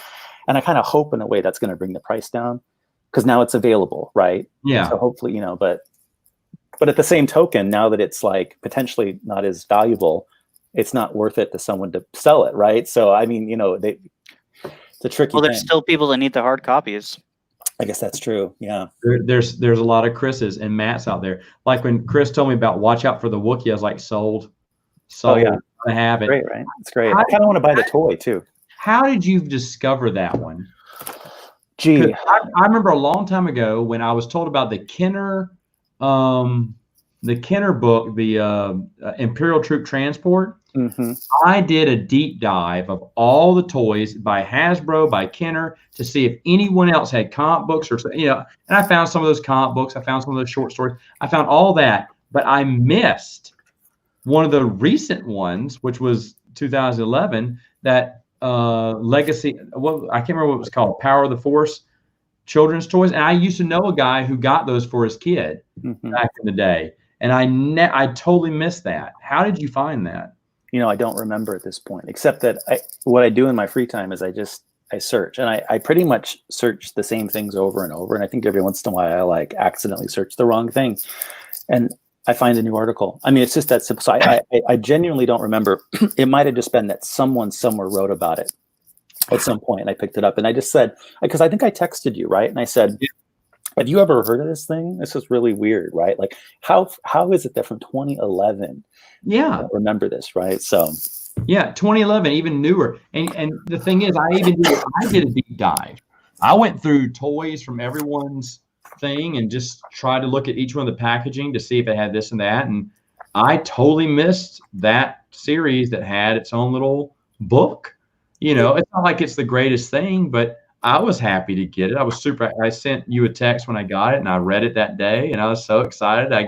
A newly discovered EU, undiscovered EU is always fun. It's the best, and I feel like, yeah, it gives me faith that in 2021, the same thing will happen. And again, depending on just how flexible you want to make it, again, even something like this, it's like, do you want to pull it in or not? I mean, at some point, we're going to have to start opening up, right, our minds a little bit to some of this more kind of obscure stuff, if what we're interested in is new things. But anyway, I'll tell you something. I've been a little disconcerted by the response to the Watch Out for the Wookiee. And I noticed this on your video, and I've seen this too as I've talked about it on Facebook and elsewhere. A lot of fans have come out to say, oh, that thing, I've got that, but that's not EU, right? And it's like, well, I don't know why they think that. And some guy didn't think it was EU because it was from a children's toy. And I'm like, think of all the things, including the Imperial Transport, right? That is, if it takes place outside of the scope of the movies, it is considered expanded universe. Yeah. Was it officially stamped canon? I mean, no, because no one knew to ask. But it can easily fit within the canon, and there's no reason why it would be non-canon. It's just a silly little adventure with Chewie and Han.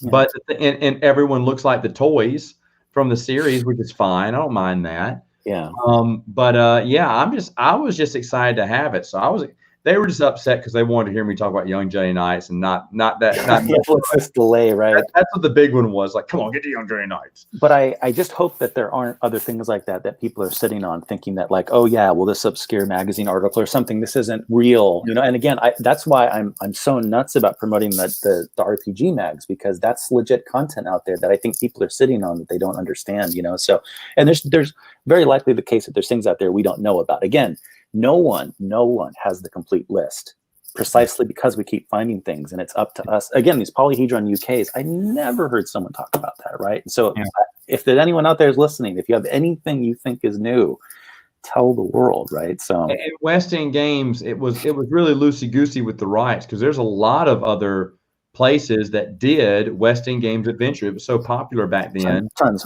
that we don't even know how much is out there. And did they have the rights to do it back then? Because Star Wars wasn't big. That was during the dark period, and they were kind of loosey-goosey with the rules, and everyone was doing these RPGs. And even Leland Shee, I remember at a time when we asked him, he said, we don't really know if they had the rights. We don't really know what was going on, you know. Well, and I know, and that's why then he created that completely clunky Canon just because because he didn't know. So he's like, let's just lump it here. The interesting thing is, though, and you still see this in the digital versions, a lot of these things, although I noticed there are some of these RPG mags that are widely available digitally, but only the portion of the magazine that contains the EU content, right? One of the benefits of having the physical magazine is that I've got the inside cover magazine info and publishing information, right, which includes all the rights, right? So I can tell you in most of those cases, there's actually language that says published with permission of West End Games, right? And so what's interesting about that is it could be that Lucasfilm in the early 2000s, as Leland is sort of doing this like taxonomy of licensed work versus non-licensed work, it could be that he looked at that and said, well, it doesn't say licensed by Lucasfilm. It says licensed by West End Games, right? So it could be what's happening is it's quasi-canon because West End Games is effectively like double delegating its license away, right? And I get that. But again, the license out. And that's where, though, again, I have to, it's funny, the further we get away from 2014, the decanonization, the more I'm slowly opening my mind up to being a little more flexible about what I think of as the canon. Not that I would ever like mix canon or pull in but something like that doesn't bother me anymore. I go, look, I mean, it's written by people who knew the story, who wrote things that were intentionally in continuity, right? And the subdelegation is close enough, right? And so that's why I've been trying to be a bigger booster. But again, if someone legitimately came to me and said, no, I don't think that like Challenge Magazine 39 counts, I'm like, I get that. But again, it's like the pickings are fewer and fewer these days, right? So I'm willing to open it up in order to get new stuff. So I'm just excited for me, watch out for the Wookiee and anything else that pops up, folks. For me, finding something that's new and I didn't know about it is exciting. Yeah, it's exciting. For what do you get? The collector has everything. Something he doesn't know about. That's what you get him. It doesn't matter what it is. This is a children's novel. Watch out for the Wookiee. Is it one of the best things I've ever read? Absolutely not. Oh. But the thing is, it's something that existed for years, 9 years to be exact, and I never knew about it. And it was a little children's book. And I did several researches on children's novels. That's why I found those Scholastic exclusive school books that only went to school libraries. That's how I found out about that. I found out about a bunch of stuff like that back when I was digging. And I'll be honest, like I said, I've said this before, when 2014, when they cut off the EU, I probably read more EU in the next 2 years than I'd ever read, because I started getting all the little bits and pieces that I knew existed but didn't really go after. And I was having just tons of children's books, tons of the RPG stuff, all that stuff was all coming in, and I was just reading tons of EU that I never probably would have done. I mean, I just wasn't really. I didn't want to go get the Queen's Amulet. But which I'm so glad you said that. I thought you would, and I wanted to show you my edition of it. Yeah. We never had a chance to talk about this because I remember you talked about this example, I think, in that video on Watch. Yeah. For folks who haven't seen this before, it's and there's her amulet, right? Yeah. And there's a little tiny book inside, but I never showed you this, Matt. Look at what came inside mine. Okay, so here you go. This is right, and all of a sudden, I had these like extra little things, these like episode 1 bookmarks. Mine didn't come with that. Well, I think I know why, because I think mine got tampered with. Okay, so here's a Sebulba one. Okay, interesting. And then here's the book for people who haven't seen it before. Yeah. Okay. And then all of a sudden I go, there's these Drew Struzan postcards, which I remember coming from hyperspace, right? You've got these on your wall, right? You got these framed. Let me see them. Oh, these are the. I don't have these. I don't have these. Wow. I've seen them. Norman, I don't have those. Well, these came in a really early hyperspace kit. Oh, okay. Then I have them in my closet. Here's a Star Wars Insider. So I'm like, well, this is weird. So someone took their hyperspace membership from like the early 90s and included it, including like this official Jedi Knight. But here's the funniest part. I get to the bottom. I still have it in my wallet. Who's that? It looks like the card. It is from Generations. So that came along with my Queen's Amulet. So that's nice. I will just say though, because Matthew from the Geek Sack will probably get another copy of Queen's Amulet if he doesn't have it, because he's got to get every copy. Does Crystal Star come like that? Because he'll get another copy of Crystal Star if it comes with kissing a horse. I, as long as I'm sharing stuff, I got to share something too. But no, but it's funny. The Queen's Amulet, I know it's always been kind of your go-to example of the obscure things you just needed to pick up. The simple. I got to tell you something. If you do a search for that now, it basically doesn't exist for less than like buku bucks. I'm telling you. So, really? Oh yeah. And I think because at this point, it's effectively passed into just sort of like the collector's market now, right? Wow. So now, okay, the Crystal Star error copy that most people on this chat probably know about, right? And I got the Crystal Star version, right? I got Crystal Star and it had Witchfire in it, right? But of course, because I'm a completist, I had to get Witchfire. And I just wanted to make sure people know that this exists, okay? So here's Witchfire. Fine. Boom. So there you go. If you want the complete set, you got to find the error copy of Witchfire. There you go. There's what? Show that again. No way. Yep. There you go. The front. There it is. Witchfire and somewhere over there I've got the Crystal Star version, but there you go. Boom. Wow. Love it dawned on me. It must have been the case, right, that they both got swapped, so I had to buy that too. On the internet looking. That's amazing. We got to Geek's Attic now because he's got to buy Witchfire. Yeah. Oh yeah, definitely. I want that now. That's hilarious. Isn't that great? That is awesome. I was so bummed because I know that Tom, the editor over at Del Rey, right? Like he tweeted about this, and Geek's Attic actually was kind of like, hey, what a fun kind of, neat collectible. And he kind of poo-pooed it. He's like, oh no, it's not that big of a deal. It's just a dumb little error copy. And it's like, dude, this has become like one of the most sought after, collector's items, right? You go with it. They're fans. Totally. Right. Yes, it is going to be a collector's edition. You need to buy both. And then he would have sold them all out. I know. I don't understand that. I don't understand why. How is there such a disconnect? You should, if someone gets excited about a book, even a misprint, you say, yeah, this is an exciting time. You go with the fans and their excitement about books. Don't say, nah, this is just a misprint. That's all it is. Not a collector's item. Yeah. Well, no, say, hey, yeah, to some people it will be a collector's item. Go out and get you some copies then. Glad you enjoyed that. Won't happen again, but it happened here. Witchfire and Crystal Star. What? Yeah. Who were the ab wizards that came up? I'm kidding. Let me get some of our comments here because we do have a lot. I love how people used to complain about the worst things in the EU. Well, was that Boba Fett escaped from the Starlight Pit? Yet Disney is doing exactly that with Mandalorian Season 2. I don't know, but if they are, that's interesting to know. Nego says, do you think the Separatists and the Empire were good guys or bad guys? I thought they were good guys since they helped at Jabim and the Republic was corrupt. I think they were bad guys, but that is kind of gray area, I guess. I still don't know who that is. Y'all know who that is? I've never heard of this guy before. Oh, Evan.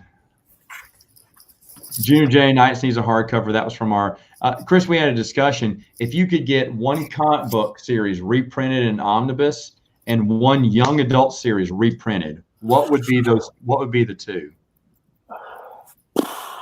I think I heard Dylan say Tales, and I think that makes a lot of sense. But Junior, I think that's a tough one. That's a tough one. You know, it is a tough one. You got Galaxy of Fear. You have Jedi Apprentice, which I think is really good. What else do you have? Young adult wise, it's hard to find. Yeah, I mean Junior Jedi. I'm trying to think of. Oh goodness, the Star Wars missions. The old ones from the old. I forgot about those. The ones from the old Star Wars fan club. The Scholastic stuff. Yeah, I don't know. I mean, I don't want to be too boring, but I think either Young Jedi or Junior Jedi, and I think because there's something about hardcover that just makes people think it's more interesting or something, right? And I think that particularly with the Junior Jedi Knight stuff, which is a little bit more fantastical, I sort of imagine that could really draw a lot of younger people into the I think saga. So. Plus, there's a lot of older Anakin fans who would love to get a chance to read all those young Anakin stories. All right. Johnny By the way, says, not to piss anyone off, but I actually have some hardcovers of those that technically, because they're of Junior Jedi, because they were produced for libraries, which is kind of cool. Which, by the way, this is a little library-bound copies of Junior Jedi Knights. A lot of things, yeah. The Thrawn trilogy. Trying to think of. There's a number of things. This is a little collector's tip. It's on eBay. Just search for Turtleback. Turtleback. That's the kind of the industry name for that type of binding. Oh, Lando Calrissian Turtleback. Here we go. Is Turtleback one word or two? One word usually. Although people on eBay don't know how to spell, so it's nice. Everyone's trying to beat me to the punch here. It's my book. Leave it alone. I always knew there'd be a library-bound copy of what's the one that's missing a hardback with Lando's Mine? Is it the Mine Heart? Whatever the last one is, honestly, I'm too tired to remember. But I remember years ago on the Jedi forums. What's that website that does that? That's how out of it I am. What's the name of Foresight.net? Yeah, Foresight.net. I remember years ago, someone had done a custom version and they posted a picture of it. It was glorious. So they got it to match the dimensions and everything. Pretty neat. Probably the only time that we'll ever see that, so. Yeah, it's not there. Dang. Yeah. I'm gonna keep looking though. Someday, I know they came out. I know they came out with a hardback,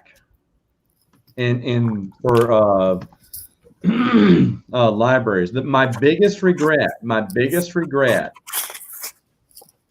that was that for library bound books that I never picked up was I found all of Michael Stackpole's Rogue Squadron, the first 4 books, and library bound hardback, and the guy wanted $100. I was like, you gotta be kidding. This is back before the EU was discontinued. I was like, you gotta be kidding me. I'm not gonna pay $25 a book for a heart. I would do that in a heartbeat. I would do that in a heartbeat now. What was I thinking? I could have had 4 hardback books from Michael Stackpole. I mean, you can't find that anywhere now. But I totally regret not getting those hardbacks. So we get to a few of the questions here. Johnny says, am I scared about Lord of the Rings series from Amazon? Yeah, I am. I hope they do it justice, but I don't know. I heard they were, but everyone says that.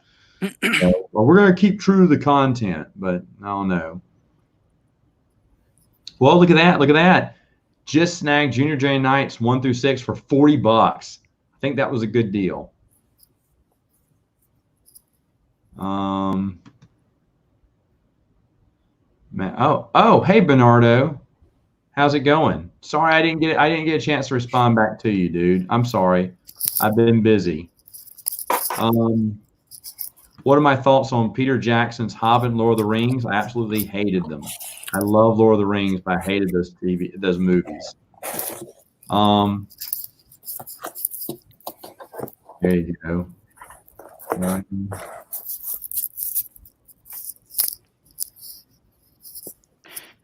Do you think James Clemens would be Pretty upset? good at saying my intro line. Someone said he said, do not ever change my music. He said he watches it with his little girl, and the little girl dances around the room. She said, Daddy, is that the guy with the Ewok? And she dances to the music. So it's nice. Never read any Tolkien. How do you rank the Hobbit and Lord of the Rings books? Absolutely love them. Absolutely love them. Some of my favorite books. I've read them so many times. Just reread them last year. Absolutely wonderful. You should try them out.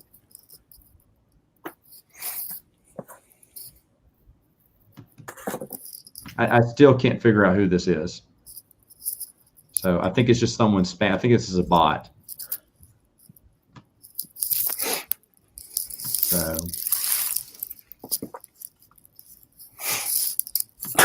Well, I got to play 64 games, Vinny.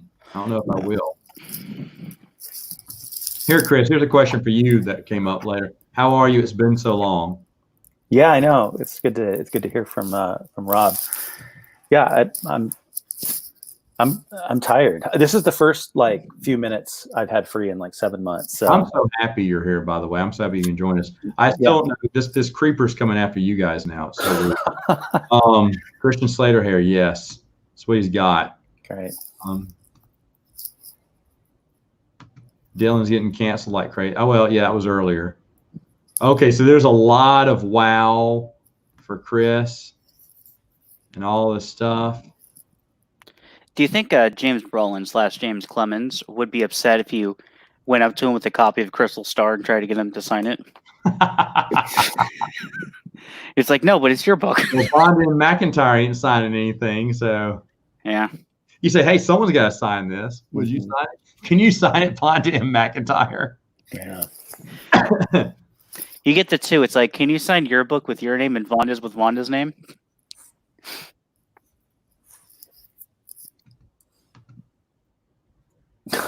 Let's get that trending, folks. Hey, speaking of Evan, he and I we've been debating back and forth recently about I don't want to get off on a tangent, but Joe Bongiorno's updated version of Supernatural Encounters.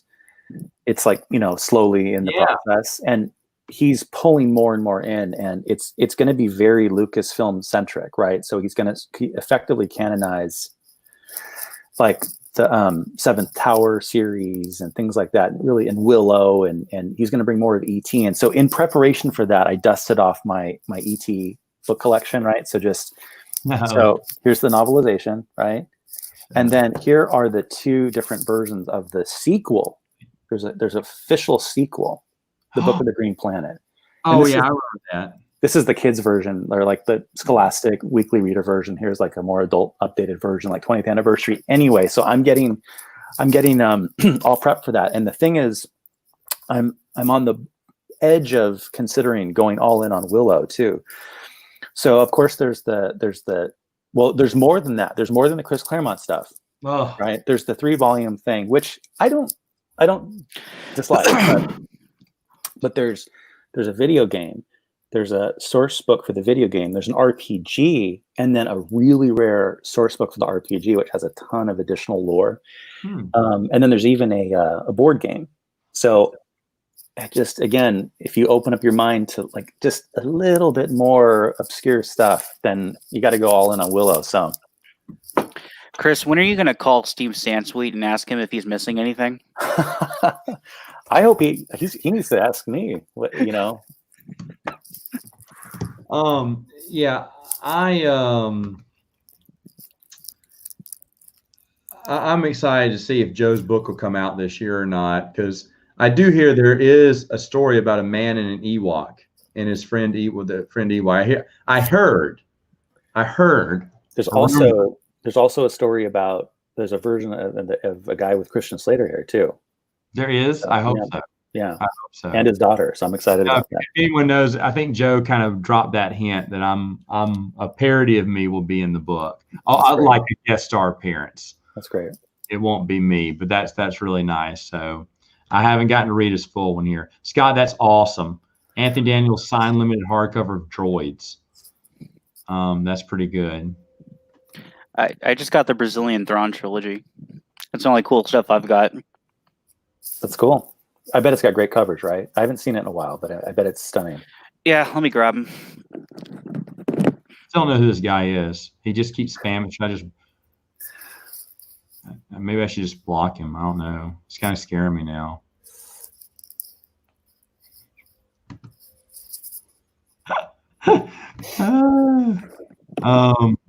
Oh, those postcards are very hard to find. So Scott, the postcards you were earlier. Very cool. They're gorgeous. I mean, those old Bantam covers. I love that stuff. I wish they were all huge posters. Yeah. I have a poster of every Struzen Bantam era cover all together. But yeah, it's neat to have them individual. It's doing pretty good. I did pretty good job of getting most of the stuff back from the flood. There's a couple of things that are like one of a kind that are kind of gone for good, unfortunately. So whatever. Look at that. I've seen that before. Somebody on Amazon bought the Witchfire misprint book and gave it a 1-star review. Yeah, that's funny.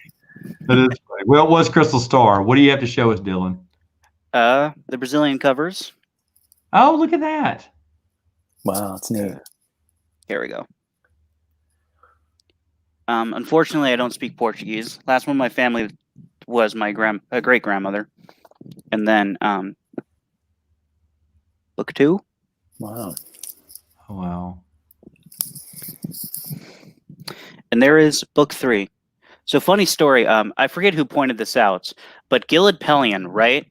He has there he is. He's been on a lot of covers for Star Wars books, but he's only ever been on the foreign copies of Star Wars book covers. He's on a lot of the Japanese New Jedi Order covers, and he's on the Thrawn trilogy. He's never been on a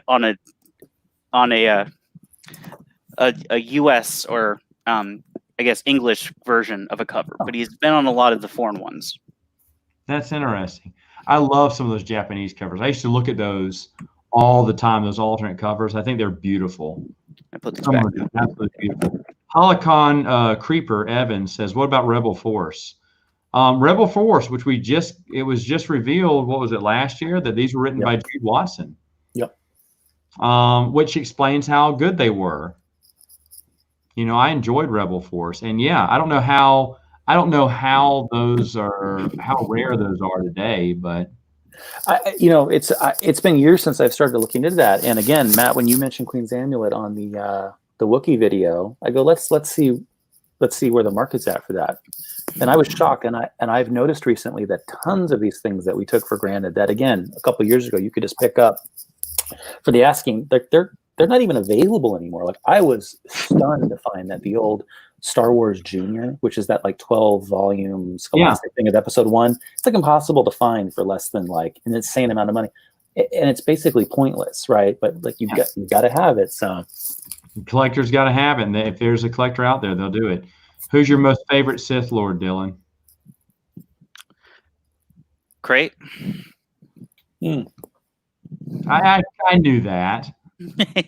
You're a big Legacy comic books fan. There is not a Galaxy of Fear hardback, Brady, but that would be one that I think would be nice. Well, again, there isn't an official one, but I've seen an unofficial library one. Dang. For just one of the issues, one of the volumes. This is a stupid. Oh, sorry. Dust jackets. Oh, interesting. Don't know. Replacement dust jackets. You actually might be able to find those dust jackets on eBay. Mm-hmm. Or someone, and you'll get them for cheap because someone just has the dust jackets and it's not the book. No. Well, according to Christy Golden, she hadn't even started writing, even though the book was going to come out like 3 days later. Release date. Yeah, whatever, Yeah. right? Yeah. Well, she was ahead of the trend on writing books in like 50 days or something. Yeah. Well, thank you. Good. Do we read any Robert E. Howard, Conan books, and Solomon Kane? You know what, Johnny, my friend Bruce does, and I think he enjoys he's read the Conan. Big Conan fan. Okay, now he's honest with us. He tells us what he really is. He's just spam. And we're talking about spam in the can is who he is.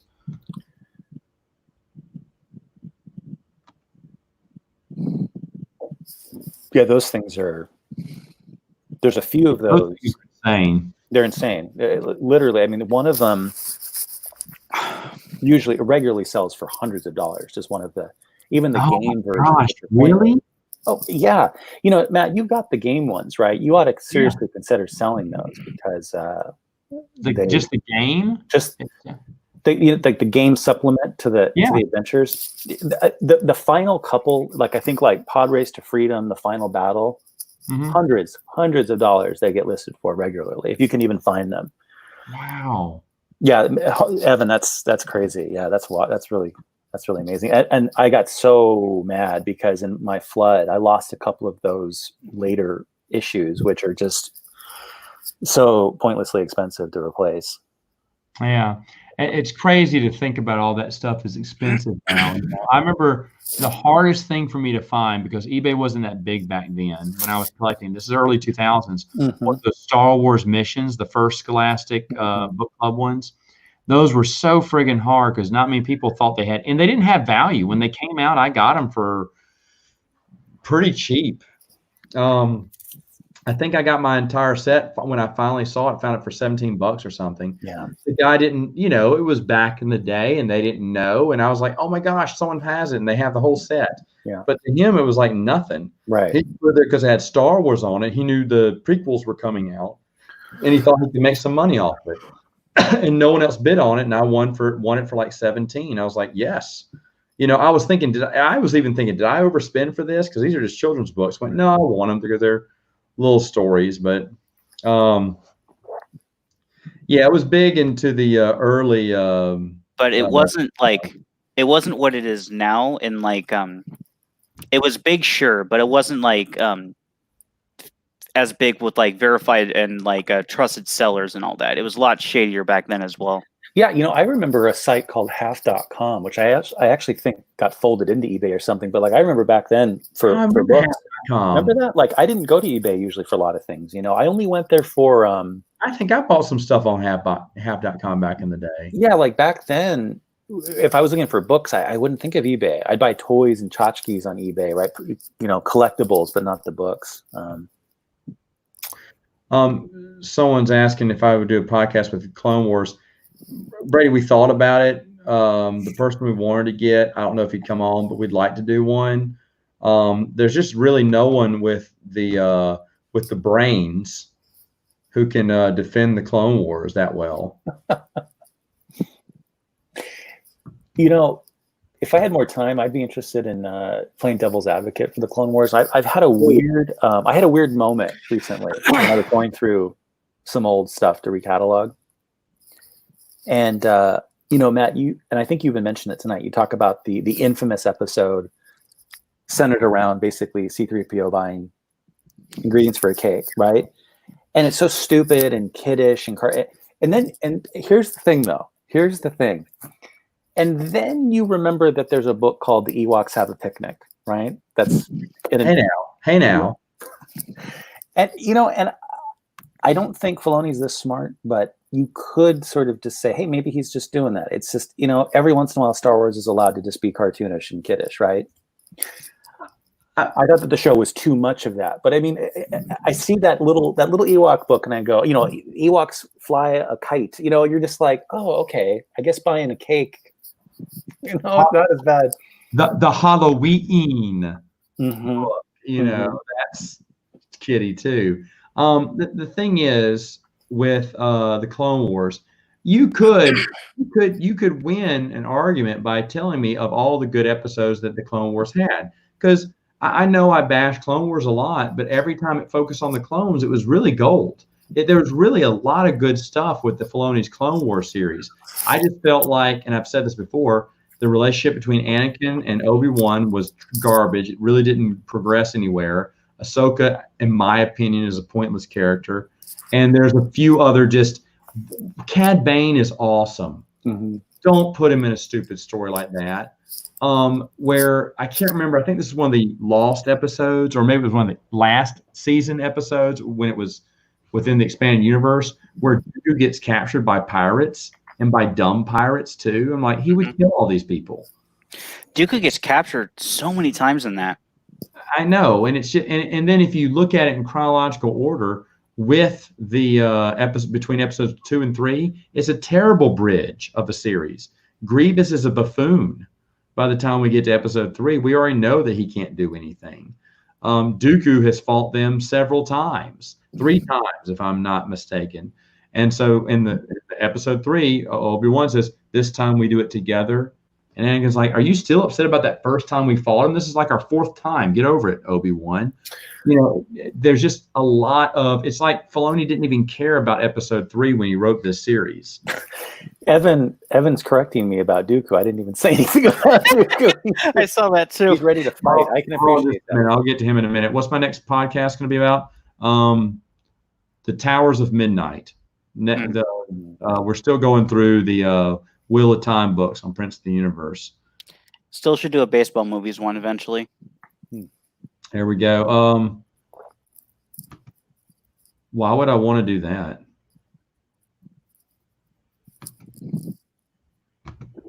Evan, I love you. You know I do. Let's see. Where's the one where Evan's for? Oh, it's convenient trying to get everything digitally. I don't mind getting things digitally, especially these days when things are so hard to find. You know, digitally is probably a good way to go. Yeah, no, I agree. I don't dodge that. I mean, you know, in fact, it's a lot easier. I need to take it back. I don't love you at all, Evan. I don't love you at all. I don't. He's just saying stuff in his mind now. We need a regular show of. Well, see, that's why you need Chris to get back on his YouTube channel and start making obscure videos, because I loved everything about it. Yeah, I will. But the thing is, it's funny because I'm like kind of done talking lore and stuff. I kind of, at this point, I just want to talk about collecting, actually, right? So that's kind of just my new thing, which is why I've just gone nuts since we've last kind of done this, and since I've last like done YouTube stuff with like the promos and the advertisements and stuff. So I have so much stuff about the EU. You know what I mean? Like I'm kind of, so I want to share more of that, but. Oh man, you have just an impressive collection. So I don't know. Evan said he'd take off his gloves, but would he keep on his mask? I don't care about COVID. I just don't want to see your face. I'm kidding. I've been thinking about the Vader comp book you told me about. I may have a digital copy of that now. I may have that if that's coming from Eddie, because I think I got a digital copy of that. I'll have to check though. Does that have an official name? What are you talking about? Which one? The TV Guide UK. Oh, the TV, yeah, the TV Times. Yeah, TV Times UK, 1982.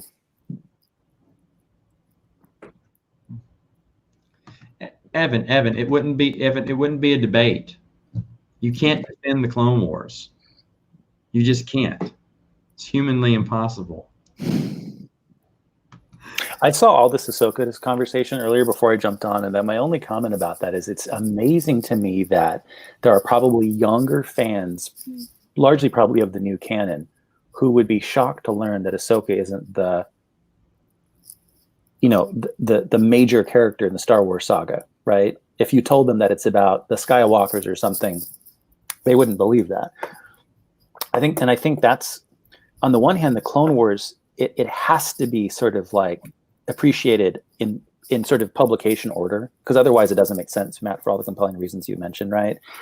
But doing that then because it kind of comes at the end of the EU, all of a sudden just it forces you to forget everything you learned, and just it becomes the Ahsoka show. And so Yeah. I just think that may be, and this isn't a dig. I try to be on the fence about the Clone Wars. It's a mixed bag in my view, but the most untenable thing is that it's the Ahsoka show, and I just don't know how the heck that happened. How we had every other possible character and everything, and this is the way it kind of just Take a back seat to Ahsoka. I just don't get that. Yeah. I agree. One thing Rob D recently learned that apparently there is a rare 35-cent variant. Oh, that makes sense. You know why? In the old days, what they used to do in different retail markets, this is true. There's a lot of variants that are 35 cents of a lot of titles in that day, because it was Marvel testing higher prices, right? So they would test that in a couple of test markets, right? Because it used to be back in the late 70s, it was 30 cents. And they were holding the line there, right? And so that's probably why that's the case. Yeah. So Evan did answer the question if he would fail in a debate against me. And as you see, he said, I can and I will. So I appreciate that, Evan, for answering that. Evan, for some reason, I don't have your contact information. I'll have to get it next time. Yeah, I thought Republic overall was a pretty strong comic book. It started off as just called the Star Wars comic book, and then it switched over to Republic. But I always thought it was one of the better ongoing series by Dark Horse. I really enjoyed a lot of stories, even when it was called just Star Wars back in the day. So, yeah, I was a fan of the Republic series, and I did think their Clone Wars stuff was some of the best stuff they did. So, you know, there you go. I think Evan is in the comments justifying, if I'm reading this correctly, Ahsoka's inclusion because of George or something, and whatever. That may be right. I just think still narratively, it just is too much. It's just, and Go ahead. And particularly now, if you're someone who follows both canons, where it just seems like from the outside, it just feels like the entire new canon is the Ahsoka show. The movies don't even matter. It's about how many different cartoons that she can get stuck in now. And I'm sure she'll have her own show and her own series of movies and spin-off materials and stuff. And it's just weird to me. And it's just one of those things. There's just such a kind of generation gap now. In the old days, it used to be, depending on your age, were you an original or a prequel series fan? Little things like that, right? Now it's going to be like, do you think Ahsoka is Star Wars, or do you remember life before this one character? Anyway, I just don't get it. I can't judge it. I just don't get it. The 2003 Clone Wars is on YouTube. You can watch it. It's very good. That's something that needs to be reprinted too, those DVDs. But the 2003 Clone Wars, really wonderful stuff. I did see an article recently, someone talking about the original badass Clone Wars was in 2003. I can't remember who wrote that, but I just read it today, and I was like, wow, okay. Tartakovsky's series getting some love. Wow.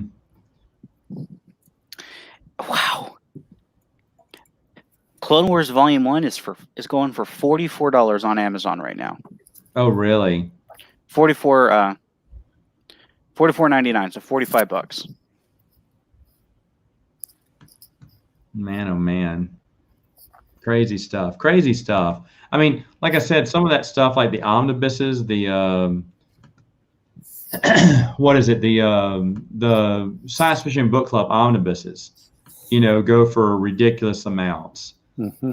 And I'm just, I mean, I guess I'm not too shocked about that, but every time I hear about, that kind of stuff, I just think, wow, I paid regular price for it. Or even like you said about some of that stuff I picked up like for super cheap, Queen's Amulet and stuff back in the day. I mean, that stuff was, $1 plus $4 shipping, or something, shipping costs more than the book did for me.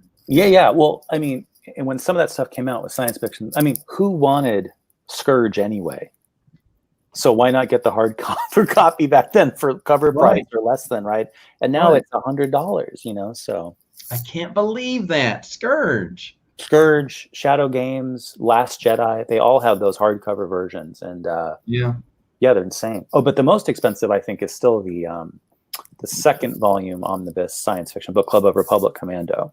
The second volume is still insanely expensive for some reason. So yeah, that's what Jeremy told me. So let me see. Tyler G said he spent upwards of $300 for a complete Nuja order collection. One doesn't have a dust jacket, one's a library copy.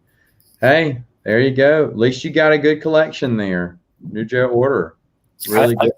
It's a great. I still think it's a great price for what it is, and I think it's so exciting to see that this stuff still has got a really strong collector's market. It's neat to see how expensive it is in a way, right? So it's still so hot. The aggregate demand is never. It's just going up, you know. It is awesome because there's more and more people, and this is the thing. There's more and more people getting into the EU. There just is. You hear this all the time. My channel's still growing. I still got people commenting on me that they just started back into the expanding universe. They just found out about it, or they want to know more. And where should I start? And it's awesome. You have people just reading and gobbling up everything they can. And then you get these super collectors. There's a few of them out there. Tony, which I still haven't spoken to in a while, but he is a super collector. This guy has been getting some big things in, and Chris, you know, you've talked to him before. And there's other people out there who are just telling me that they're picking up this now. They're looking at this now. They're getting, you know, they just get so excited reading these books. They're like, I got to get everything. I mean, yeah, that's how you feel because there's so many good stuff. Now, again, the price is up to you. You know, for people like Chris, price is no matter. I'm going to get it. And for certain things, you are going to spend, like I said, next time imprint comes along, it's probably going to be mine, regardless of the price. There are certain things that I would like in print, you know, that I'm willing to go the distance for. Or, you know, like watch out for the Wookiee. I was prepared to, you know, buy a new Millennium Falcon toy, which I didn't want, but that was the only way I could get it. I was going to get that book, by gum. But, you know, I'll go out of my way to find certain things. And that's how us collectors are. We want to get it, not because it's the best thing in the world. Queen's Amulet is not worth the money, but you want it, you got to pay for it now. And I feel awful that some of this stuff is like the Star Wars Adventure Journals. People tell me that those are still hard to find. Yeah. And I feel bad because I think those are fantastic, fantastic short stories are in there. Not worth the prices it's going for online, but still good stuff. Westing Games at its finest. They had such a creative imagination. No one else came close to what they accomplished. Chris, do you know if Kenobi ever got a sci-fi version? Oh, that's a good question. I don't know the answer to that. No, I don't know the answer. But you can find that hardback for pretty cheap, yeah? Well, the hardback, yeah, but I mean, but the science fiction book club version, which would be a little different size. I think that's what he's asking, right? I'm not sure. Yeah.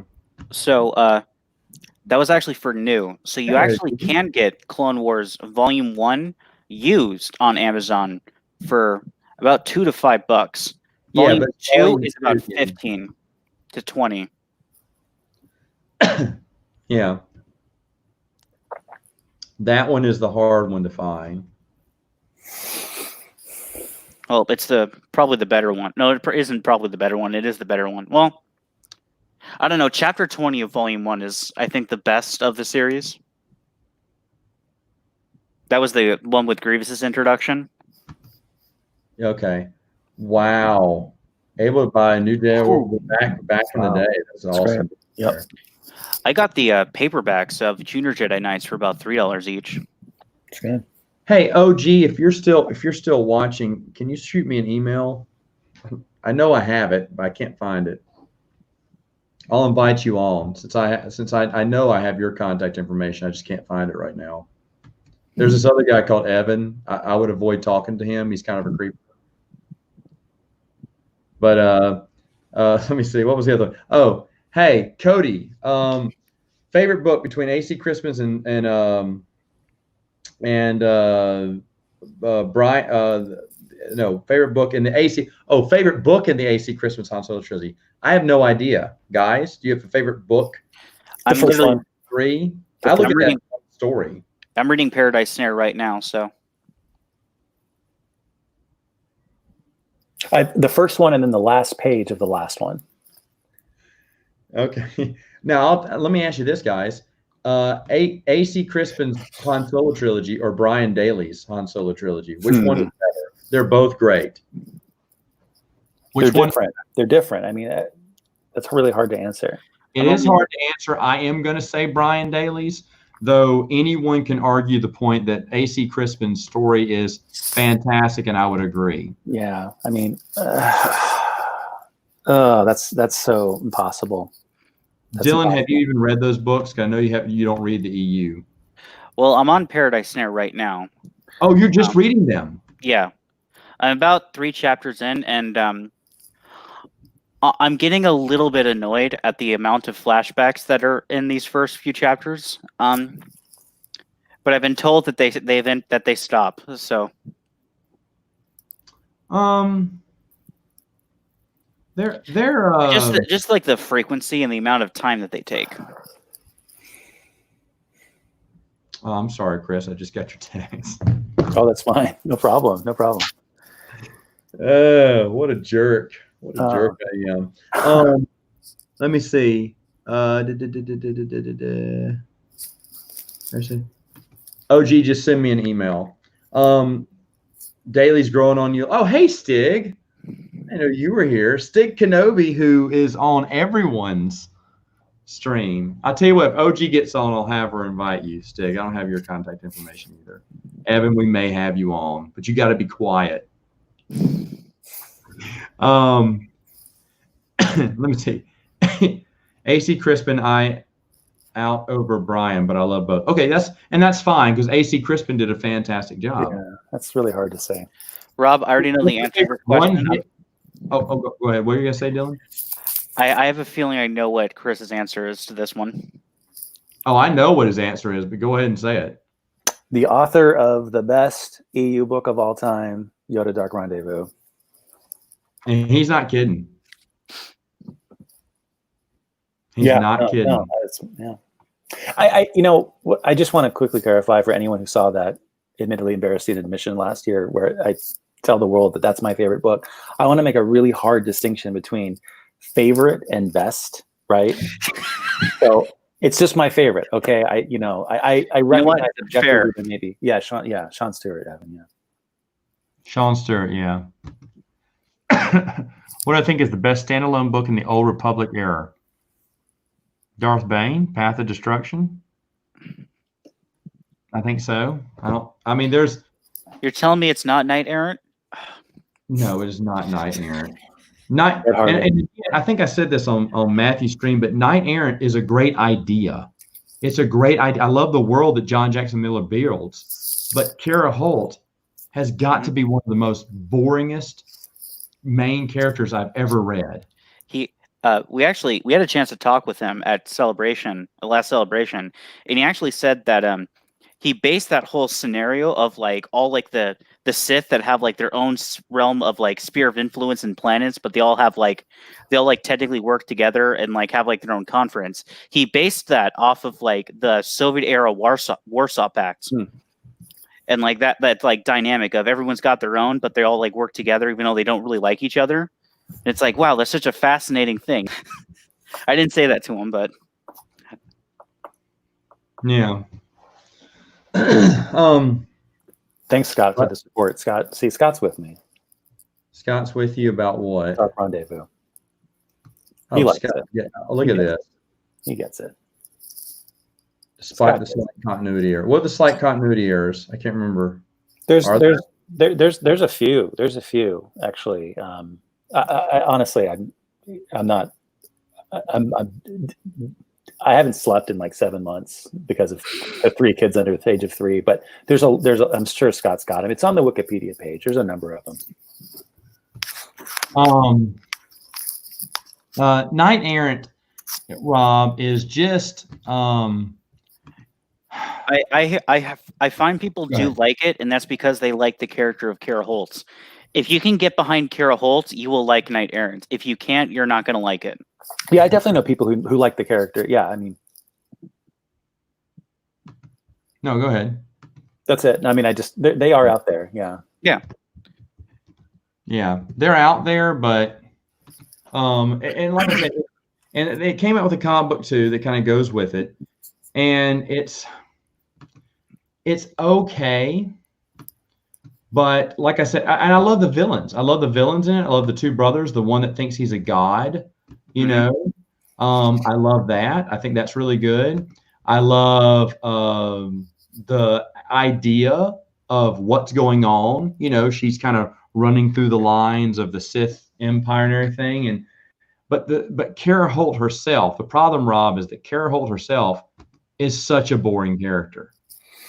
You can't connect with her. And it's weird because John Jackson Miller wrote Kenobi, which I think is a great Star Wars novel. John Jackson Miller wrote the Old Republic comic book series, not based off the video game, but he wrote the comic book series, which I think is fantastic. You know, I mean, he did a lot of good stuff, but then, and what do you? Let me ask this question because someone asked me this on a other stream I was doing. But Lost Tribe of the Sith, the collection of free. Did you really? I mean, I can't bash. I didn't think Lost Tribe of the Sith was that good, but they were free.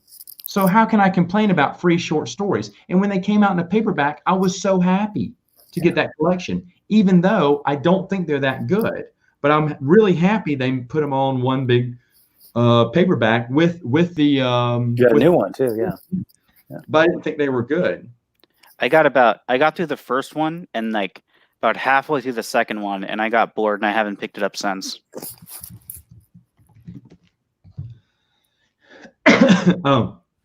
So you actually like Lost Tribe of the Sith? I thought they were boring and I haven't finished it. Oh, you haven't? I'm sorry. It skips around a lot. It was interesting at first, but like I said, I can't hate. You know what I'm saying, Chris? I can't hate these. No, because they're free, and I got to be appreciative for that. And like I said, if it maybe hadn't have skipped around, I know it had to, but it had to, skip and kind of get to the current time because it basically connects to what was going on at the time, Fate of the Jedi. And so I understand why it was made. I understand it was his contribution to Fate of the Jedi, and I appreciate all that. I just don't think it was very good, But I've heard people say that, it's, one of the things that they really loved. They really loved reading about this Lost Tribe of the Sith. And I'll be honest, it's an interesting idea. Mm-hmm. I don't like time travel, but I do like how they can fast forward to the future and never go back. We had a donor at Twin Sons. They put they donated to one of our campaign book drives, and in their donation comment, they put, "Can you include a copy of Lost Tribe of the Sith? It was my first and favorite Star Wars book." That's amazing. You said that. That was on Matthew's stream. Yeah. Well, ladies and gentlemen, let me invite someone else for the first time on my stream. OG Star Wars, our Legends girl. Hi. She left. She could have come on. Is that your daughter? Oh, you're muted. Can y'all hear her? Oh, here we go. I wasn't fully set up yet. All right. That was my daughter. She vanished. She got camera shy. She's 15 years old, and she's like, I'm not having any part of this right now. Yeah. So, I'm going to invite him in right now. So I'll get him right now. Whoops. What did I do here? All right. If you don't know, OG Star Wars does her streams in the mid mornings or around lunchtime. Talks about lore. I only get because I'm working at that time. I only get to sit around when it's my lunch break, and I love listen to her do deep dives of each book. Mm-hmm. Deep dive. We're talking like sometimes chapter for chapter what's going on. I've really enjoyed your content. Thank you. I enjoy it too. You, among other people, has inspired me to get on and jump on and share the original lore, keep it valuable towards Star Wars, because that's where the heart is at. And so that's the purpose of my channel, is to continue that legacy, I guess you could say. Yeah. It's a lot of fun. It's kind of calming. She's sitting there with her morning coffee. I'm usually drinking hot tea. while I'm watching, but I've been enjoying it. Thank you. So welcome on the show. That started off with me and Dylan talking about baseball for 30 minutes. We unlisted the video on purpose because I didn't want people bothering us about Star Wars questions. I said, okay, Dylan, let's do it. Let's do a nightcap. Yeah, Star Wars. it's on there now, and you're like, yeah, let's do a nightcap, and I'm like, oh shoot, now no one's gonna watch it. We didn't hit play, and we talked for 20 minutes. We were just talking Star Wars. And then we saw people were in the lobby. We're like, oh, we need to go talk about this. Now, I also want to invite someone else who has been on everyone's YouTube channel, just about. And this is his first time on mine. The notorious Stig Kenobi. Stig, welcome. Hi. This is the only channel I have never been on. So achievement unlocked. You can check that off your box. Yeah. I am really happy to have you on, Stig. Stig, thank you. Just about on every other channel I watch, he's just always there. And they asked nicely to have me on, so I'm telling you. I just pop up. And he's a big EU fan. Talks about the EU. He is reading through some of the Bantam era. He's not liking Jedi Academy trilogy, but he will. He will. Soon enough. Well, if you don't like Jedi Academy trilogy, you can always read Stackpole's interpretation of it. I enjoyed the Jedi Academy game though. I never got to play that, but I heard people did enjoy that one. That one stars Jaden Core though, right? Yeah. Yeah. That's one thing I'll ask the panel here. And Chris, I don't know if I've had your 2 cents on this before, but Kyle Katarn. Were you a fan of his? Do you think there should have been more stuff? I think they. Oh yeah. I always wondered because Kyle Katarn was a huge video game character. Yeah. And he never got his fair share. Besides that, someone just told us earlier they're reading the Dark Forces trilogy, which is really the only thing in print that you have with Kyle Katarn, unless you look at an old Tales comic strip. That was decent. Which is canon, which thankfully is, but. Yeah, no, we talked about this actually on some old video. Okay. He couldn't jump the medium for some reason, and it doesn't make any sense. Well, he did for a while. He was in a lot of the latter books of New Jedi Order. He fought Kaitis during Legacy of the Force at one point. Yeah, but he's someone who should have had. I mean, he should have had his own novel. Yeah, right. I mean, he was that popular at the time. Yeah. I mean, Jason couldn't even kill him. Jason couldn't kill him in Legacy of the Force. Their fight under the undercity of Coruscant. He damaged Kyle pretty bad, but he couldn't kill him. He was a phenomenal character. He is a phenomenal character, and I agree. He should have had his own spin-off novels as well, at least a trilogy or something. Yeah. Jaden Core got his own book.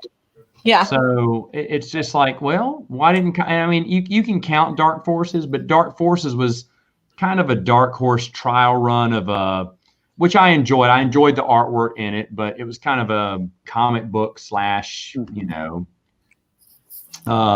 he was kind of the Rambo of the Jedi. He really was. Interesting take. Yeah, I mean, he'd go at it. I spoke to, I had Nathan Butler on my podcast a long time ago, and I wanted to talk to him about the EU that he wrote for Star Wars Tales. And he said they offered him to write something for Star Wars Tales because back then they were asking for anyone to write anything. And so he got to do whatever he wanted. He said, well, I'd like to do my 2 favorite things, Kyle Katarn and New Jedi Order. And they're like, okay. And I remember when that issue came out, I didn't know Nathan Butler back then. I didn't know Star Wars Timeline Gold back then. I remember thinking, who is this? This is fantastic. There's finally a Tales story that I enjoy. Yeah. Because Tales just had so much garbage. But you get someone who takes Kyle Katarn, who I thought was very popular. This is way later, puts him in New Jedi Order, which, yes, he is mentioned in New Jedi Order, but he's not really a main character. And I just thought that he was someone, and especially, I'll be honest, in Jedi Academy trilogy, I'm kind of shocked that Kevin J. Anderson didn't tie him in. Didn't the same thing happen to Dash Rendar, though? He was kind of put aside as well. With Dash Rendar. I'm going to jump off, by the way. I got to run. So anyway, great seeing everyone. Okay. Hey, Chris, thank you so much. Bye-bye. Right. Nice meeting you. You too. See you later. Such a pleasure having Chris. It's very rare we have Chris. Nice. But we were talking about. I lost it. Talking about Kyle Katarn and Dash Rendar. and Dash. Oh, Dash Rendar. The thing with Dash Rendar, I think he just, after Shadows of the Empire, you know, everyone, even though it was wrong, everyone saw him as a Han Solo copycat, even though he's not. No. Dash Rendar is his own independent character, and I really enjoyed him, and we got to see virtually nothing out of him. Of course, we didn't see much of Shadows of the Empire. The multimedia character, really. Yeah, I mean, you got there was the book that came out later called Shadow Games, which I couldn't believe they made, that stars Dash Rendar, which is fantastic. And then you look at Shadows of the Empire Evolutions, the comic book sequel. Is he in it at the end? Yes, he gets Guri, the droid. Yeah. So, I mean, he's like barely in it, but I thought that, man, what a waste. They didn't do more Dash Rendar stories. But like I said, he was popular for one moment when Shadows of the Empire came out, you know, due to get his own action figure, and then he disappears. But if you think about it, besides Black Sun, a lot of Guri's never heard of again, hardly. I mean, she's the main topic in Evolution, but after that, she's done. Who else? The biker gang. Ryder Wenham was a huge that's right. Fan. The one that went after Luke. Yeah. Him down the Beggar's Canyon and all that. Yeah, Ryder Wenham was a big fan, and so he put those characters in a few of his children's books. What was the oh goodness, Jix?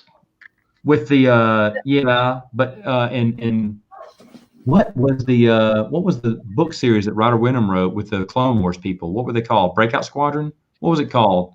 Do you remember, Dylan, the children's books? I don't know. I'm not in my library right now, but I will take a look. Okay, he wrote those Clone Wars. Do you know the ones I'm talking about, OG? Yes, I have a vague idea, but I just can't think of the name either. It's let's see. So because he puts them in there too. I think there's a comic book maybe he also does it with, but Ryder Wenham was a big fan. But other than that, you don't see those characters anymore. You know what he wanted to do? He wanted to make Nuru the oh goodness, what is Thrawn's species called? My mind's going blank. They're Chiss. Chiss. Yeah. He wanted to make that Chiss, that Jedi Chiss. He wanted to say eventually he turns into is it Spike from Shadows of the Empire? The Chiss biker gang guy. What was his name? That's what he wanted to do. He wanted to do a big connection that way. And I thought it was really interesting. And but Ryder was a big fan of those characters, but it seems like no one else was. Prince Caesar, we don't really get to hear. I mean, he's in the Bounty Hunter Wars, isn't he? Yeah. Bounty Hunter Wars trilogy a little bit, but besides that, we don't get. He kind of disappears. So everyone who gets Shadows of the Empire, even though it got big fanfare, multimedia project release, besides Black Sun, I think Black Sun was the biggest thing that came out of that because Black Sun kept getting recurring, character roles in there because it's an organization, but it got invented in Shadows of the Empire. Well, Zizor was in a lot of the Jax Pavin septology. Oh, you're right. He was in that a little bit too. You're right. So maybe he did get a little bit more, but a lot of those people just kind of dropped off. Mm-hmm. Jan Ors as well. That character had a lot of potential. She just ended up being a sidekick. Yeah. She was a terrific agent, really, and helped with stealing the Death Star plans. So, I mean, there's a lot of stuff to use her for, but they just never did. Scott Johnson, you are right. Jiz and Spiker are in the Jabba tape too, the comic book. Oh, okay.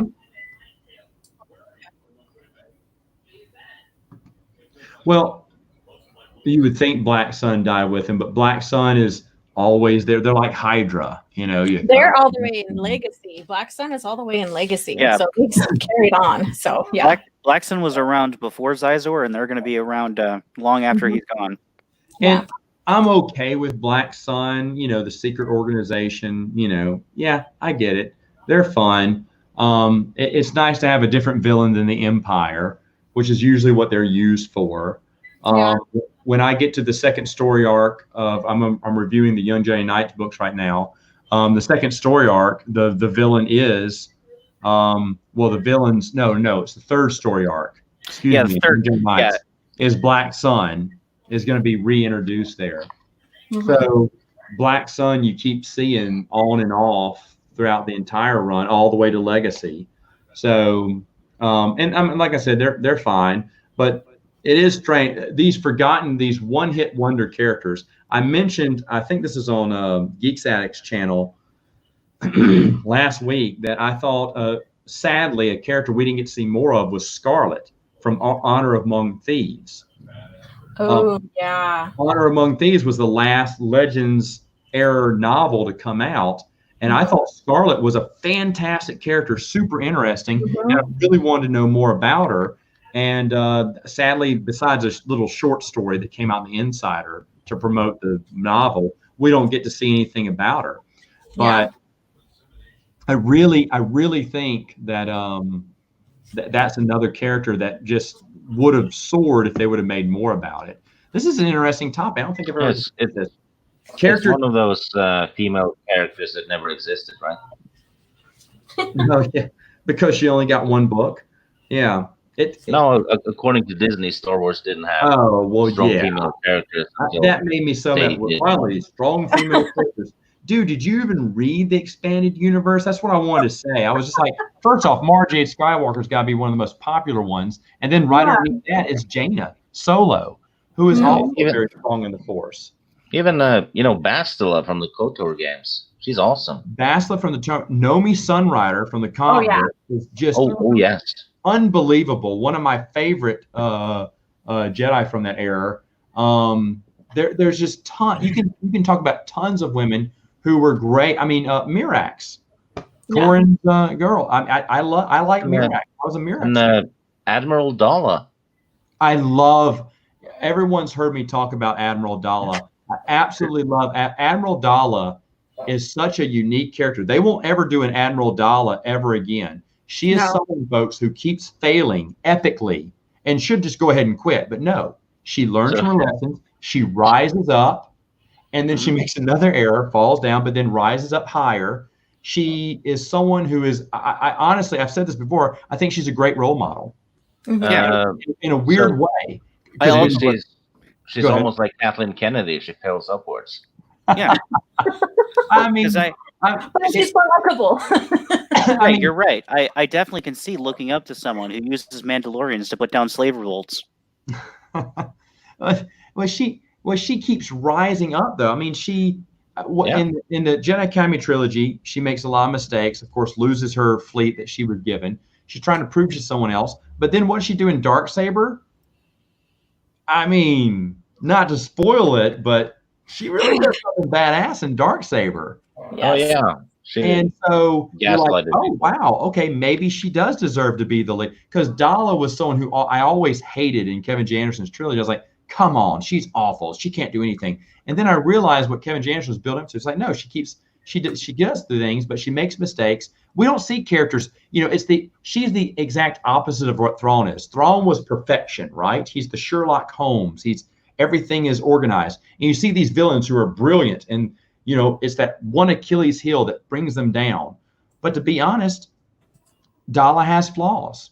She has flaws. She makes them, she learns from them, and she bounces back. I mean, heck, she becomes ruler of the, the new It's republic. not good writing, though, because everyone wants heroes that have flaws, but villains should have them, too. I think it's a unique villain. I don't think you see a villain who falls and gets back up. Maybe more an antagonist than an actual villain later on, at least. I don't know. I really got to appreciate Dala as she grew as a character. For me, like New Jedi Order and everything. And no, it's actually not New Jedi Order, but Fate of the Legacy Jedi. Legacy of the Force, and then Fate of the Jedi. Yeah, Fate of the Jedi. I think she has some just interesting. And here, Scott Johnson says, "I'm sorry, I haven't been keeping up with the comments here. I'm sorry, guys." But yeah, I think so. I think her character just progresses, and I like her character story arc. I would put her in one of my probably top 5 favorite villains. Yeah, Yeah. easily.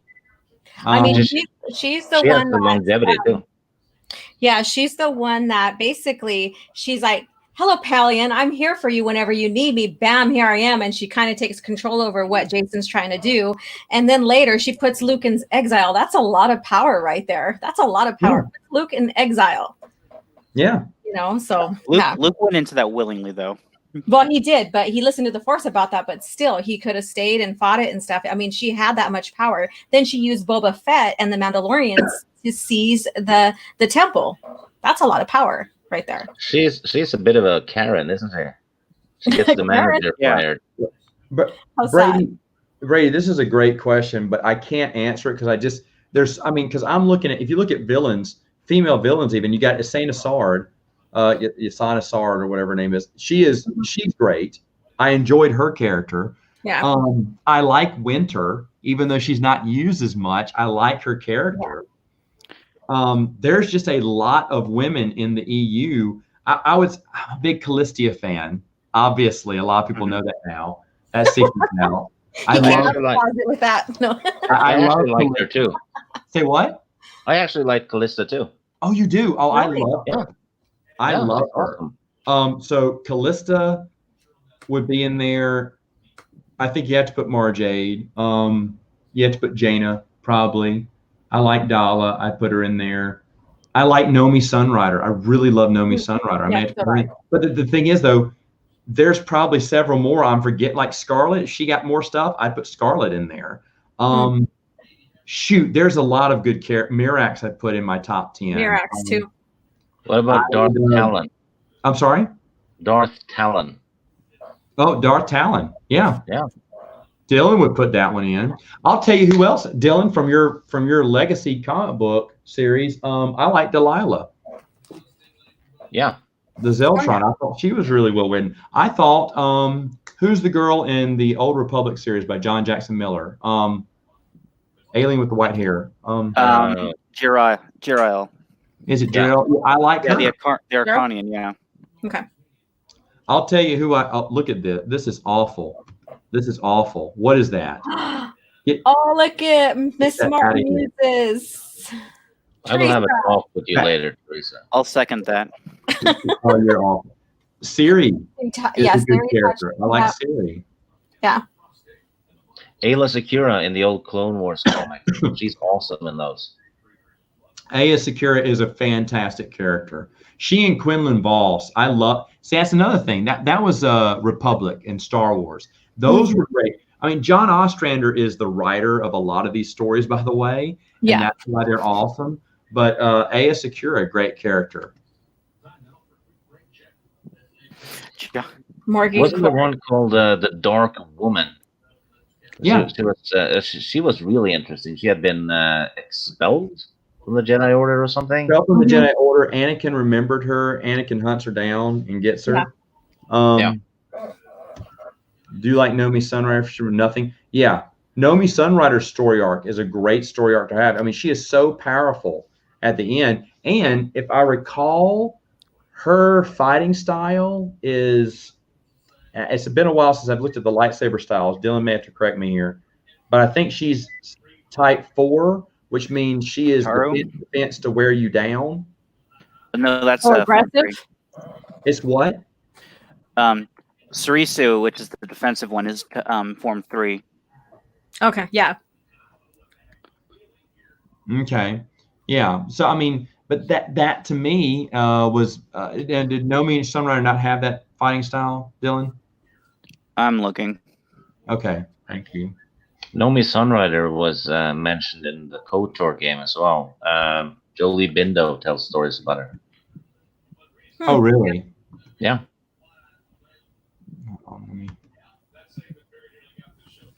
I thought that was cool that they, had people tell stories about what had happened in the past. Scott Johnson says Shada Dukal too, and that's in the Thrawn duology, the Hand of Thrawn. She was the what they call Mistral or whatever, the fighting society planet. Good villains. The Quad in New Jedi Order that was basically undermining the New Republic. The senator from Kuat. Vikusesh, I think her name is. It's a V. Yeah, V. Is it Oh, Dylan. Yeah, she's a good character. Oh, what is her name? I'm dying here. Dylan's gonna go look at that up too. Yeah, what's her name? What's your name? She was fantastic. What's your name? Yeah, what's your name? I like you so much. That's the thing. There's Vicky just a Shesh. lot of good. Say what? Vicky Shesh. Vicky. It was such a Vicky freaking easy name. Shesh. Oh my Yeah. God. And it was a V. Vicky Shesh. Yep. Yeah, she was amazing too. She was. I mean, it's so hard to choose. Okay, so how about not asking who was your favorite? Who was your least favorite? Oh, we just There we go. talked about it earlier. I don't like Aiden. Kara Holt. No, I think Aiden Veneer is even worse than Kira Holt. Hold on. Let me see. Obviously, I'm not an Ahsoka fan. Yeah. Hold on. Let me think. Who else was not good? There's a few. I can't. Who do you have, OG, in mind? I don't really have many in mind, but I will say this. What's her name? The bird woman that Stig doesn't like. Vergier? No, not Vergier. Not her. It's the one that Wedge dates. Yeah. What's her name again? That was in the comics. I don't remember that. No, it was in I hope you guys enjoyed that. Zux. Yeah, there we go. Queen Zux. I knew I was thinking the last name Zux, but I was like, that's not her first name. Yeah, Queen Zux. Yeah. I really. That's just what Wedge did to her. I didn't mind the relationship because she's a humanoid and stuff, but I just didn't care for her character. Like she wasn't. Okay. Yeah. Wedge slept with a chicken. Okay. OG just recently discussed this on her channel, and I was in on that conversation. Stig's throwing hate. Yes. Yeah. Queen's up the whole time. And Matt. I liked her for Wedge because they were kind of opposite. Mm-hmm. What came first, the chicken or the egg? Wedge. Oh boy. Oh boy. Holy crap. Yeah, I didn't mind their dating. I just didn't think she was that much of an interesting character, or maybe we could have gotten more from her. Maybe that could have grew on me a little bit more. But it was like wham bam, thank you, Matt. I'm not trying to feed into what he said. But you know when they say women are nesting, that's exactly what she did. Wow. Wow. And when you look at her, how her species look, they're predominantly humanoid, and just like their hair is are feathers, basically. So that's just a replace of that. So she's not basically a bird walking around like a chicken or anything like that. So it makes sense. Just like if guys are like in the lore, people want to date Twi'leks. It's the same thing. They just have the Lakus or the brain tails. I mean, so that's my argument against Stig right there. Well, listen. Here's the thing, though. It's like. When you're reading a novel, it's kind of hard to tell, especially when we have a giant green bunny running around and a rebel pilot with a horse head. So you tell me. Yeah, but you're not supposed to sleep with the bunny, man.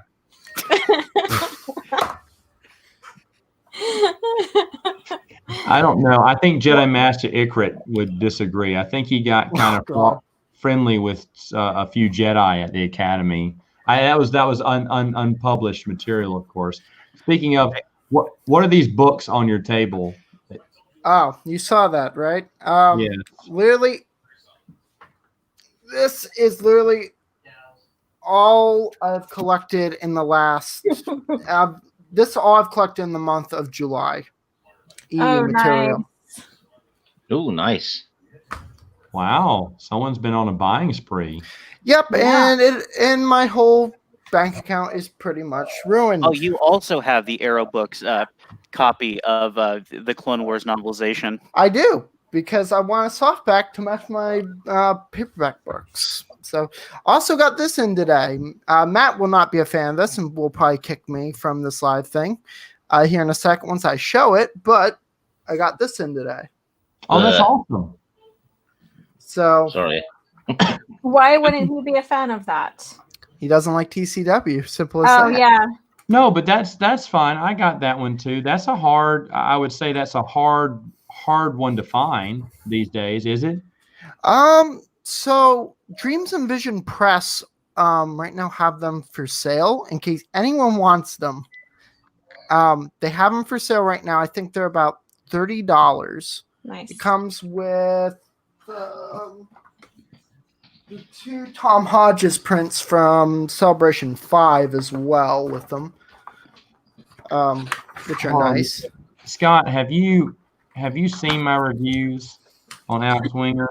Oh no, Alex Winger. I am not an Alex Winger fan. Wasn't she supposed to end up with Luke as well? Well, I think that's what Charlene Newcomb wanted. But the thing was, I despised her short stories. Now, here's the thing, Scott. Back in the day, Alex Winger was a very popular character, and that's why she kept getting stories. But every time they put a story about her in the Adventure Journal, I was like, oh, gosh, her again. I did not like her. Now, here, Charlene Newcomb is a very fantastic, nice lady. She has written good short stories before, but anything that she writes with Alex Winger, I just don't like. That's just me. It's nice to see an Alex Winger fan, though, because I've never met one, but I know she was popular. I've yet to really read into that character. That's just kind of what I've heard. I just don't like her. I mean, it's hard to get those Stars Adventure Journals, though. That's the thing. They really are hard to get, and they're very pricey as well. Or else I would have gotten them already. Going back. Oh, sorry. Oh, no, I'm sorry. I wanted to ask Stig a question because he's more interesting. Stig, what are you reading right now? Can't deny that. The second Darth Bane book. Oh, nice. Again? Rule of Two. No, I haven't finished it yet. Oh yeah, that's right. You never finished it for book club, did you? No, I had bought them, but they didn't arrive in time. So yeah, I wasn't on those book clubs. But Rule of Two is, and Matt probably knows what I'm talking about. Rule of Two was not. It essentially retreaded old ground. Matt, from what was it? The short story Bane of the Sith in Gamer, I believe. Yeah. It essentially retells that whole story there. Because the obelisks. Because in that story, it goes into why Bane has the obelisks in Bane. Right. Yeah, but that's like the story of the Rule of Two. Yeah, it expounds on the story of the Rule of Two, but then also shares why he wears the obelisks and why later he realizes it's a bad choice and they have to be removed. And through all of that, we have him going to the healer and then the Jedi tracking them. I mean, it's very interesting. I just dropped my video today on that review, lore, so it's like 2 weeks late, but yeah. I will. My main criticism with that book, other than the fact that the cover is god awful and doesn't look like anything like the other two covers, it's terrible, is that I felt like the ending and like how that all got resolved felt a little too lucky and contrived. Mm-hmm. I can't say more without spoilers, but thank you. No. I've got 2 things you and Chris were talking about earlier, Matt. Specifically these. I found these. The missions books. I never even heard of those. How many of the? Oh shoot! And then he's gone. By the way, he always has his finger on that button. And when it comes to you, he said that we can't listen to you anyways, right? He said, "Don't listen to that, Evan." Exactly. I mean, Evan went mission in X. Yeah. No. So what were we gonna ask again with these? No, I was gonna say which can you show those again? Yeah, they're okay. What numbers are those? This is 1, 2, 3, and 4. Yep. I don't have those. I want them now. I actually got these were like $3 a piece at half price books. So yeah, at half price books. Yeah, is that what it's called? Mm-hmm. Wow, you found some. Yeah, there are 16 total. Is that correct? I think so. Like I said, my collection, but I remember we talked about this earlier. I found the collection for $17 on eBay one time, and I was like, oh, okay, that's more than $1 a book, but oh well. That was back when it was just they were just a few years old. Those dude, the Star Wars fan club, and they're just interesting because they're little short stories. I mean, like young adult stories about the original characters. No. There's 20. Yeah, you're right. You're right. Scott's right. There are 20 of them. Gosh, that's gonna be a bit harder. Especially the extremely hard to find. Right. I've gotten burned on a few eBay things myself already. Shadows of the Empire trade paperback and Force Wars trade paperback. I should have bought earlier. And then Matt, do you know how much the Old Republic Encyclopedia goes for now? A lot. Really? Yes, it goes for $300. No way. Yes, go look it up on eBay. Go look it up on Amazon. It's ridiculous because it was $25, and as soon as it drops off Amazon, it just some scalper on eBay sets that bar, sets that price. It's Old Republic. That kind of makes sense. It's Old Republic. It's a very popular game. Anything Old Republic, that's you should look up the Star Wars omnibuses that are still in print on eBay. I've found a few of them. They're like not 12. expensive. They're like, well, the ones I found were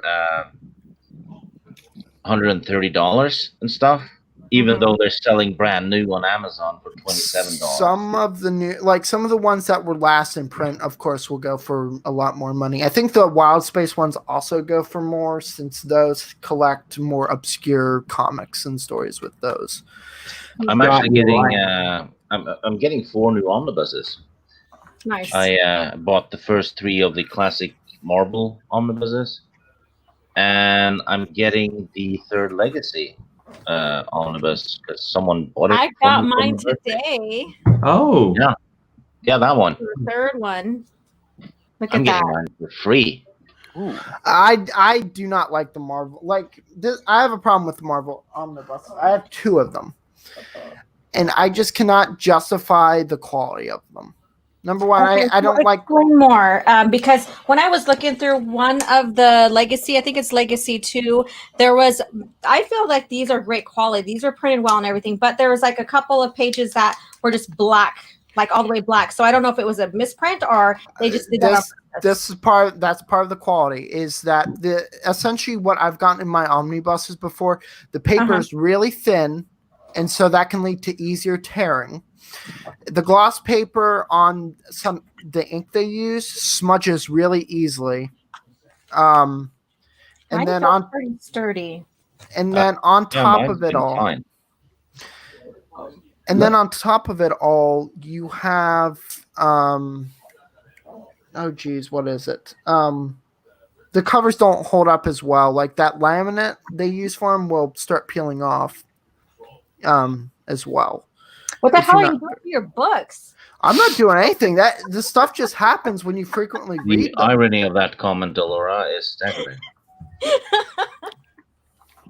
I take care of my books. Alora writes in hers.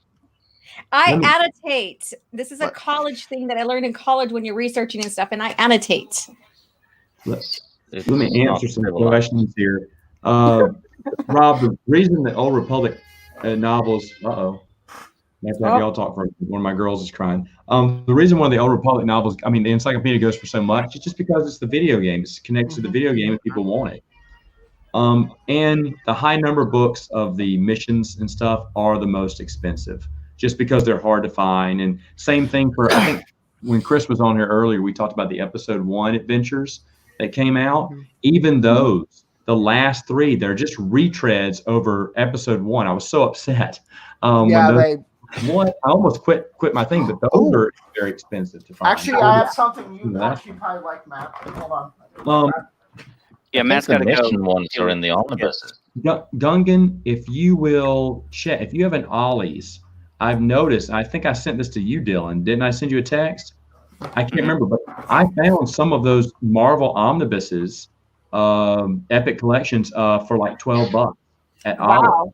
Wow. All their new Canon stuff is out there too for like $7, but you can find some of their. I'll highlight there. Yeah. If any of you are in the Southern California area, there's a swap meet that is every Wednesday, Saturday, and Sunday called Frank and Sons.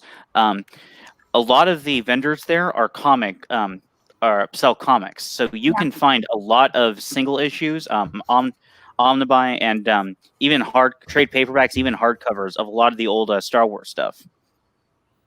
And this is LA area? LA area, yeah. It's okay. It's a city of industry. Okay. I think we need to take a trip.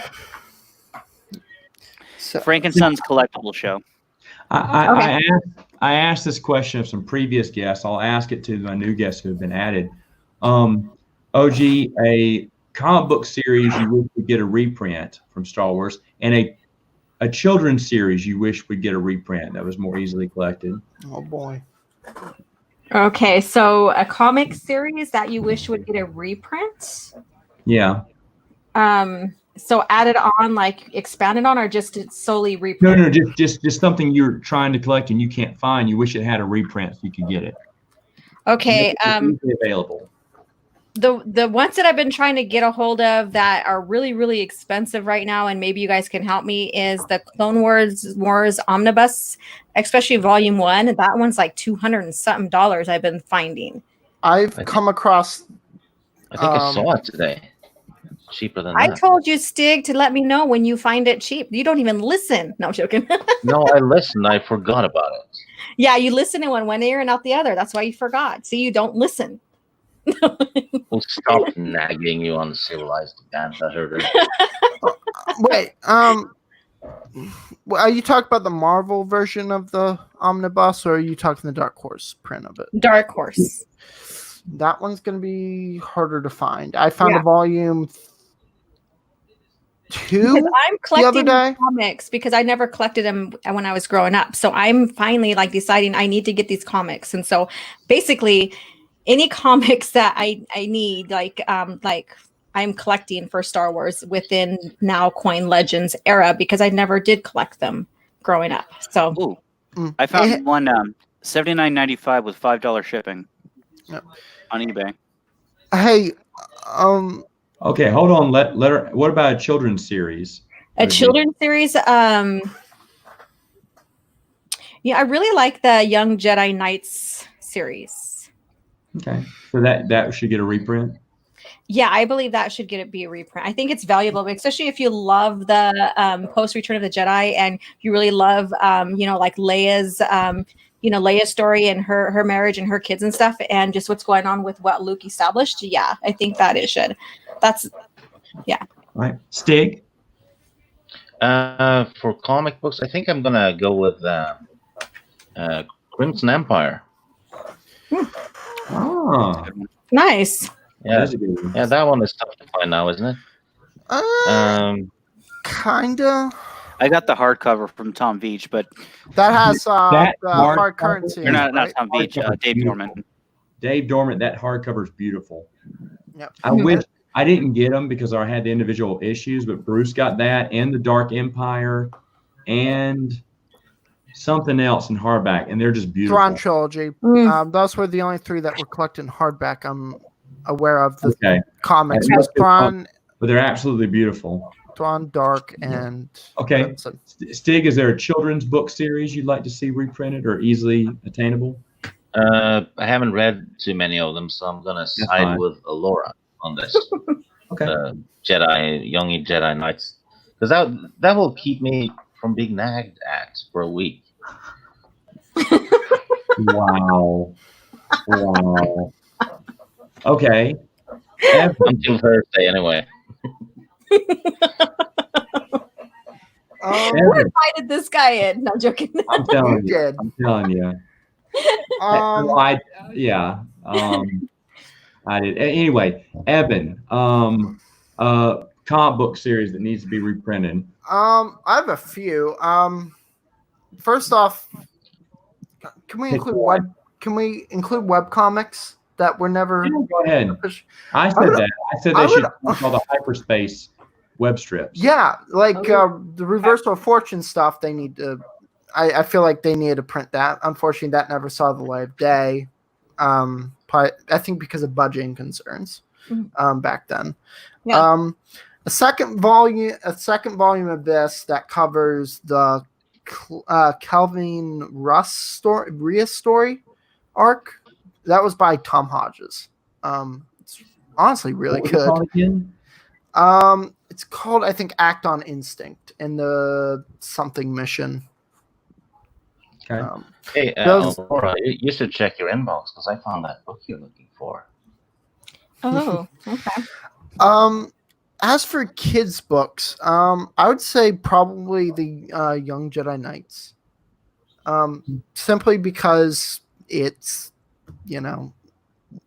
not widely accessible. It's a major story. It's like a major storyline in the EU. And it's never been reprinted outside of Jam Books, I think, did a reprinting of that after Boulevard, I think, had it.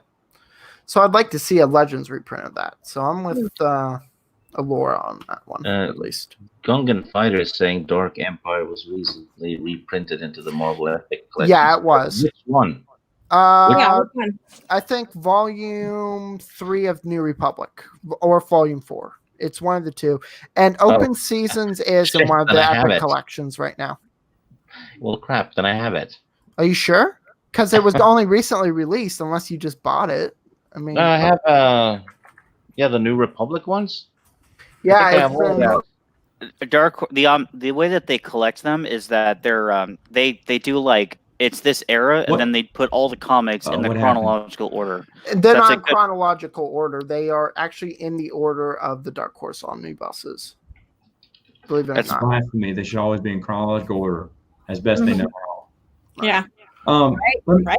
Yeah, right. Let me ask you this question. I just lost it. Oh, Tyler is correcting us. Volume 5 is going to have Dark Empire. That's right. Yep. There we go. That's mine. I have 2, 3, and 4. Yeah, Act on Instinct in the Volsdian operation. Yep. Yeah, I have those because I used to print them out when they came out online. And they're in, I think I've showed this before. I have these big binders of all this stuff. And you can't see it, but same. And I mean, I went through tons of money with cartridges, ink cartridges. But I'm so glad I did that back in the day, because now I have stuff that's just impossible. I had to give some of that stuff to Joe and Rich and a few other people. And I was so happy I could give them something, because these guys have collected so much stuff. And they said, wait, you have all the web comics and stuff? I said, yeah, I printed them out a long time ago. Yeah. And and I got the maybe I should go get those binders and kind of showcase them again, because it's been a while. But there's some really, just like I said, I just wanted everything in print. And I just, you thought if it's online, it's going to be on there forever, right? But for some reason, I just wanted everything on print. So I just kept hitting print because I wanted to have my own little binder. I made up my own binders. I'm so glad I did that, because when StarWars.com got revamped, all that got thrown away. Yeah, away, and it makes me sick to think about that today, because now how are you going to find those stuff? I hate with a passion the StarWars.com now. I hate it because it's just terrible. Because his thing, it went from, and here's a little thing, and Matt and Dylan can probably corroborate my story here, is that it used to be this fun activity center of a website. You had Flash games, you had the data bank, you had blogs, you had the shop online. What is it now? It's just it slowly got worse. It's just one big but it was ad. still it slowly got worse, but it was still full of knowledge, I should say. Data bank was phased out in favor of the encyclopedia feature on the site, which wasn't as in-depth or detailed. Yeah. Do you know what's coming out in November, though? What? An omnibus of the Tales of the Jedi stuff. Nomi Sunrider, stuff like that. Well, I hate how that's labeled. At least the first so it's one. Tales of the Jedi, but the first volume is just going to collect Dawn of the Jedi. Yeah, I hate that. Oh. You should have created a whole new omnibus for that, just for those 3 issues. Thank you, Scott. I should mention that the whole reason I gave them to Joe so he could put them on his website. I totally forgot about this. But they are on Joe's website now. Joe, StarWarsTimeline.net, folks, is a great place to go to get a lot of unpublished adventure journal stories, all of Paul Danner stuff, even though Paul Danner stuff, even though you can go to his website and still get it.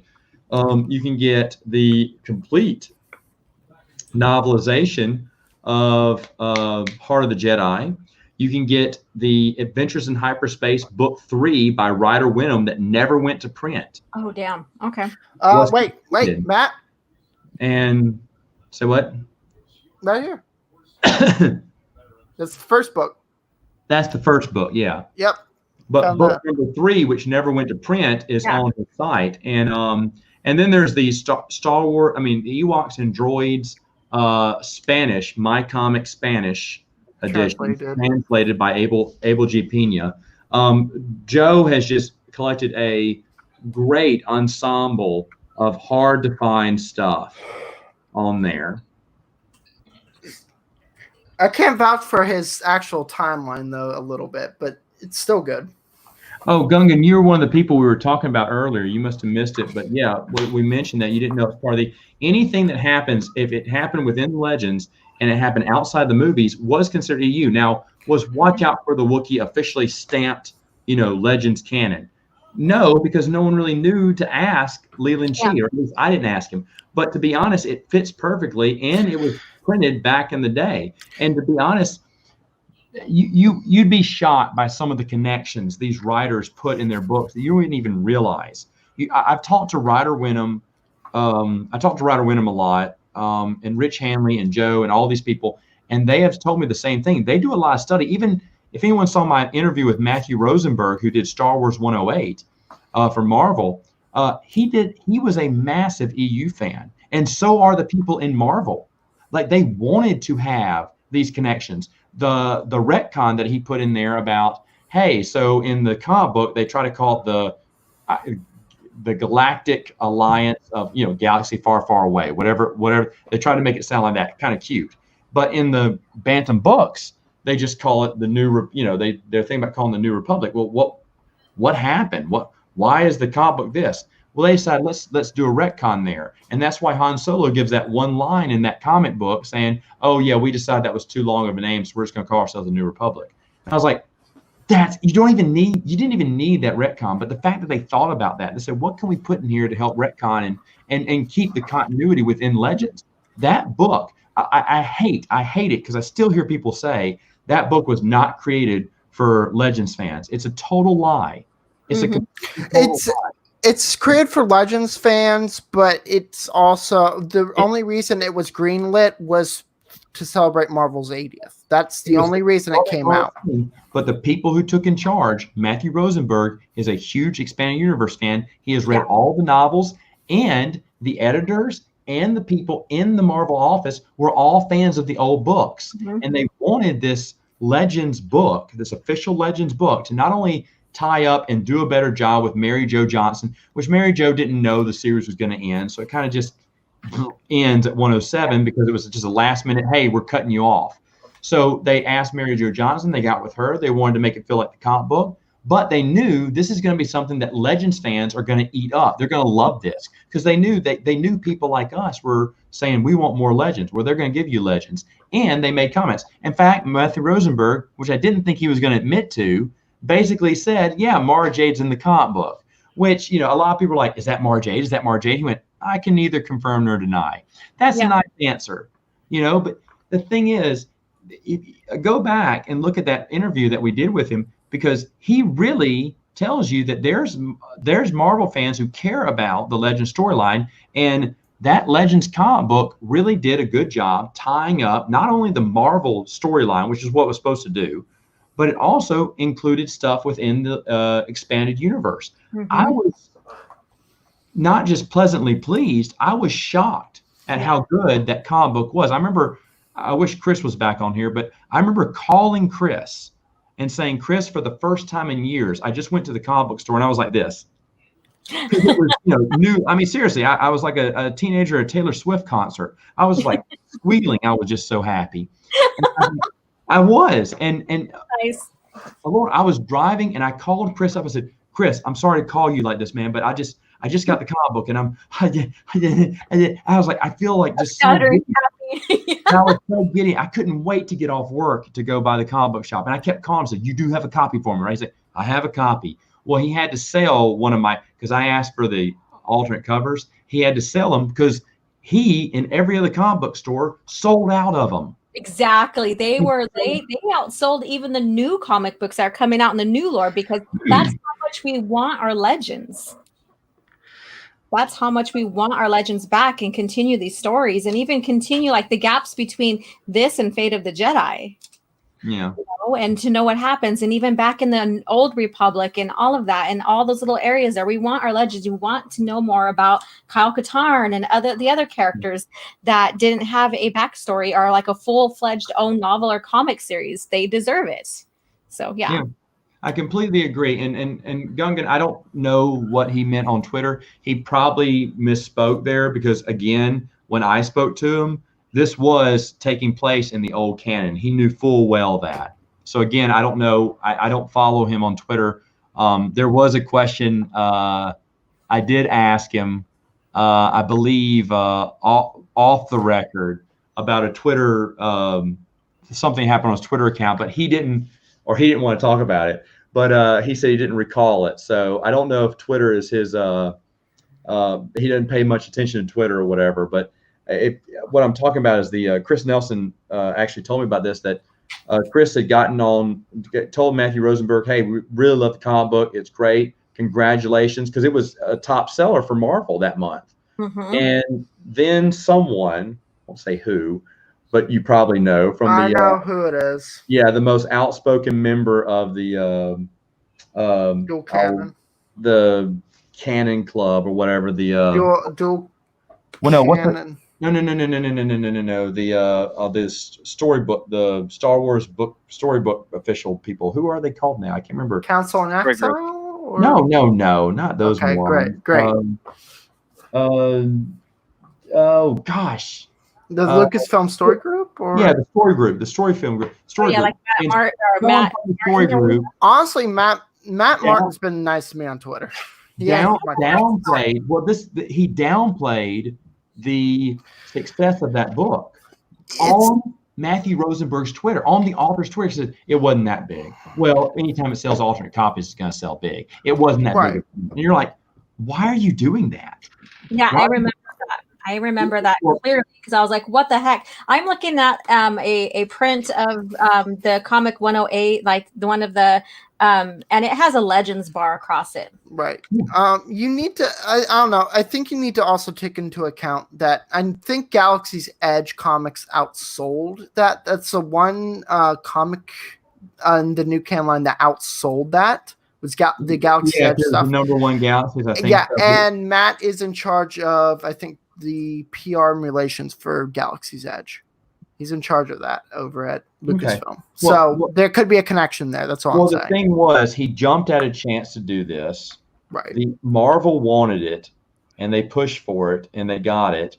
And they were so excited about this book. And it got little to no fanfare. And that's the other thing, because the story group guy lied and said, oh, it just got a lot of advertising. And no, it didn't get any advertising. In fact, at Star Wars Celebration that year, Dylan, did you go to the Marvel? I didn't know. Okay, I can't remember if it was Brian or someone did, and they told me that all they said, they just mentioned 108, and then they moved on. And they didn't even, it was like, yeah. Was it for the panel there? Did they mention it? I'd have to check what day that was. I don't think I was at the panel, but when I went to the first comic book shop I went to, they had it. The lady at the stand didn't know what I was talking about. Yeah. It's like, what a wait. They're only on like issue like 50 something. Well, the thing was that the comic book sold out, and then a lot of comic book shops tried to reorder it. And the comic book shop couldn't get any other copies because I said, I will buy extra copies of this if you can give me and I got not the regular copy, I got the little special one, the alternate. But I said, just give me the regular, I'll buy a regular copy too if you have that. I said, if you get that in. He went, okay. And then I kept calling. He said, yeah, man, they didn't send me anymore. I was like, oh, that sucks. But it sold out in a lot of stores because there's a lot of old Marvel fans who wanted to see it. But there's a lot of Legends fans too who went into the stores to get it. And like I said, it was great. It was great to see that. And it's funny how all these people said, you're never going to get new Legends. And when we get some, they go, well, that was just a one-time thing. Oh, God, dude, you said never. You said never. And now it'll never happen again. And then next time it happens, they'll say that was a one-time thing. You know, you can't make anyone happy. It was at Twin Suns stage on Saturday at 2:30 till 3:30. Still have my thing, but yeah, it was Saturday that day. Did you attend it? Here's the thing, and Dylan, you can probably back me up on how disorganized the last celebration was. Okay. Oh yeah, with the you had to like get in a line in order. You had to get in a line. Usually, there's like a panel. Then you show up to the line to go to the panel, right? No, there were lines There were lines that you would have to get in, get in panels. Yeah, there was a line to get in for the line. And basically, the reason why that happened was because of they originally wanted to plan this through the smartphone app to schedule reserve your place in line on the panel stuff. First day, literally within the first 2 hours on Thursday, already busted. Because it was not designed to handle that traffic.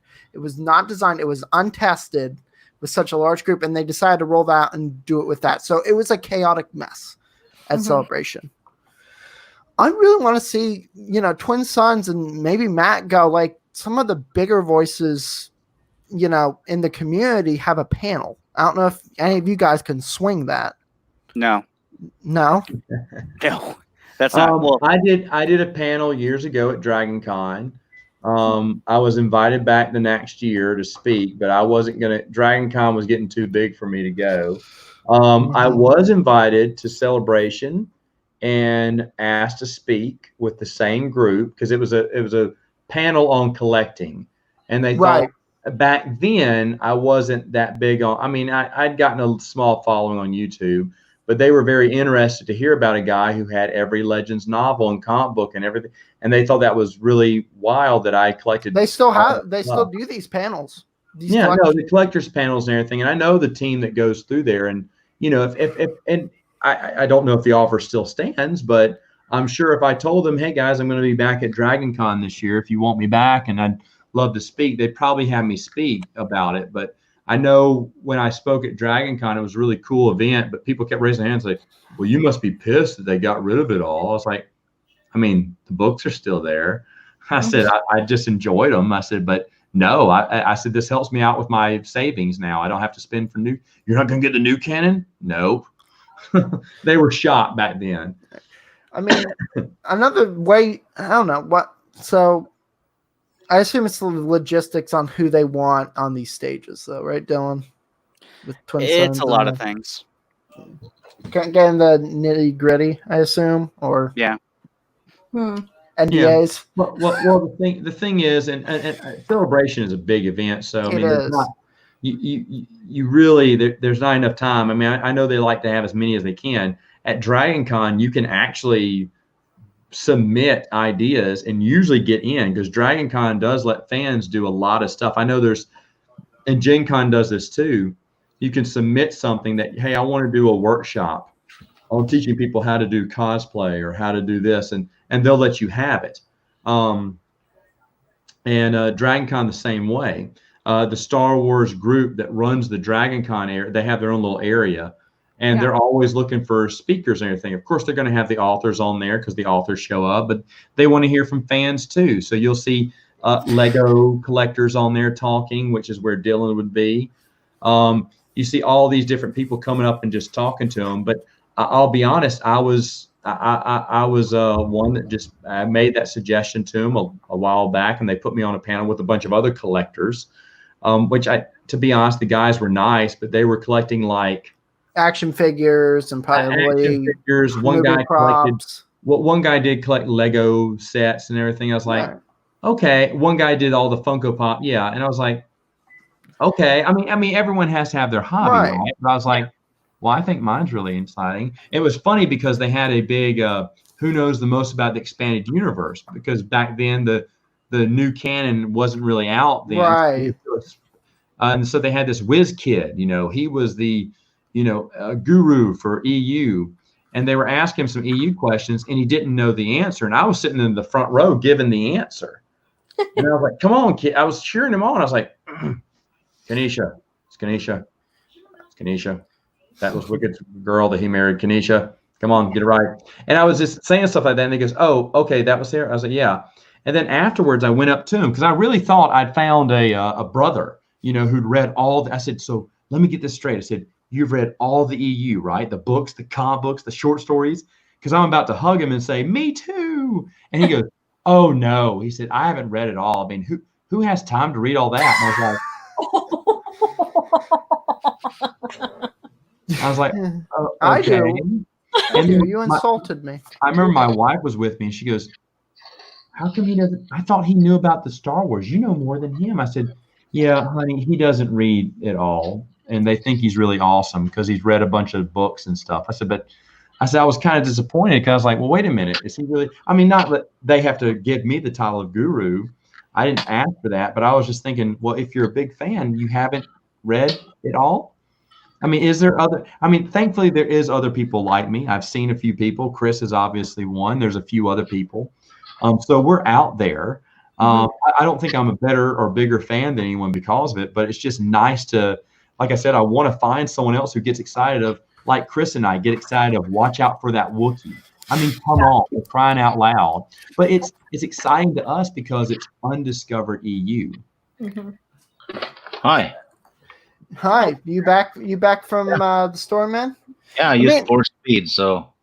I don't know. Dylan, I mean, Matt, through a more civilized age, could technically get on the podcast stage of Celebration. Use that. I don't know if I have the full on Celebration.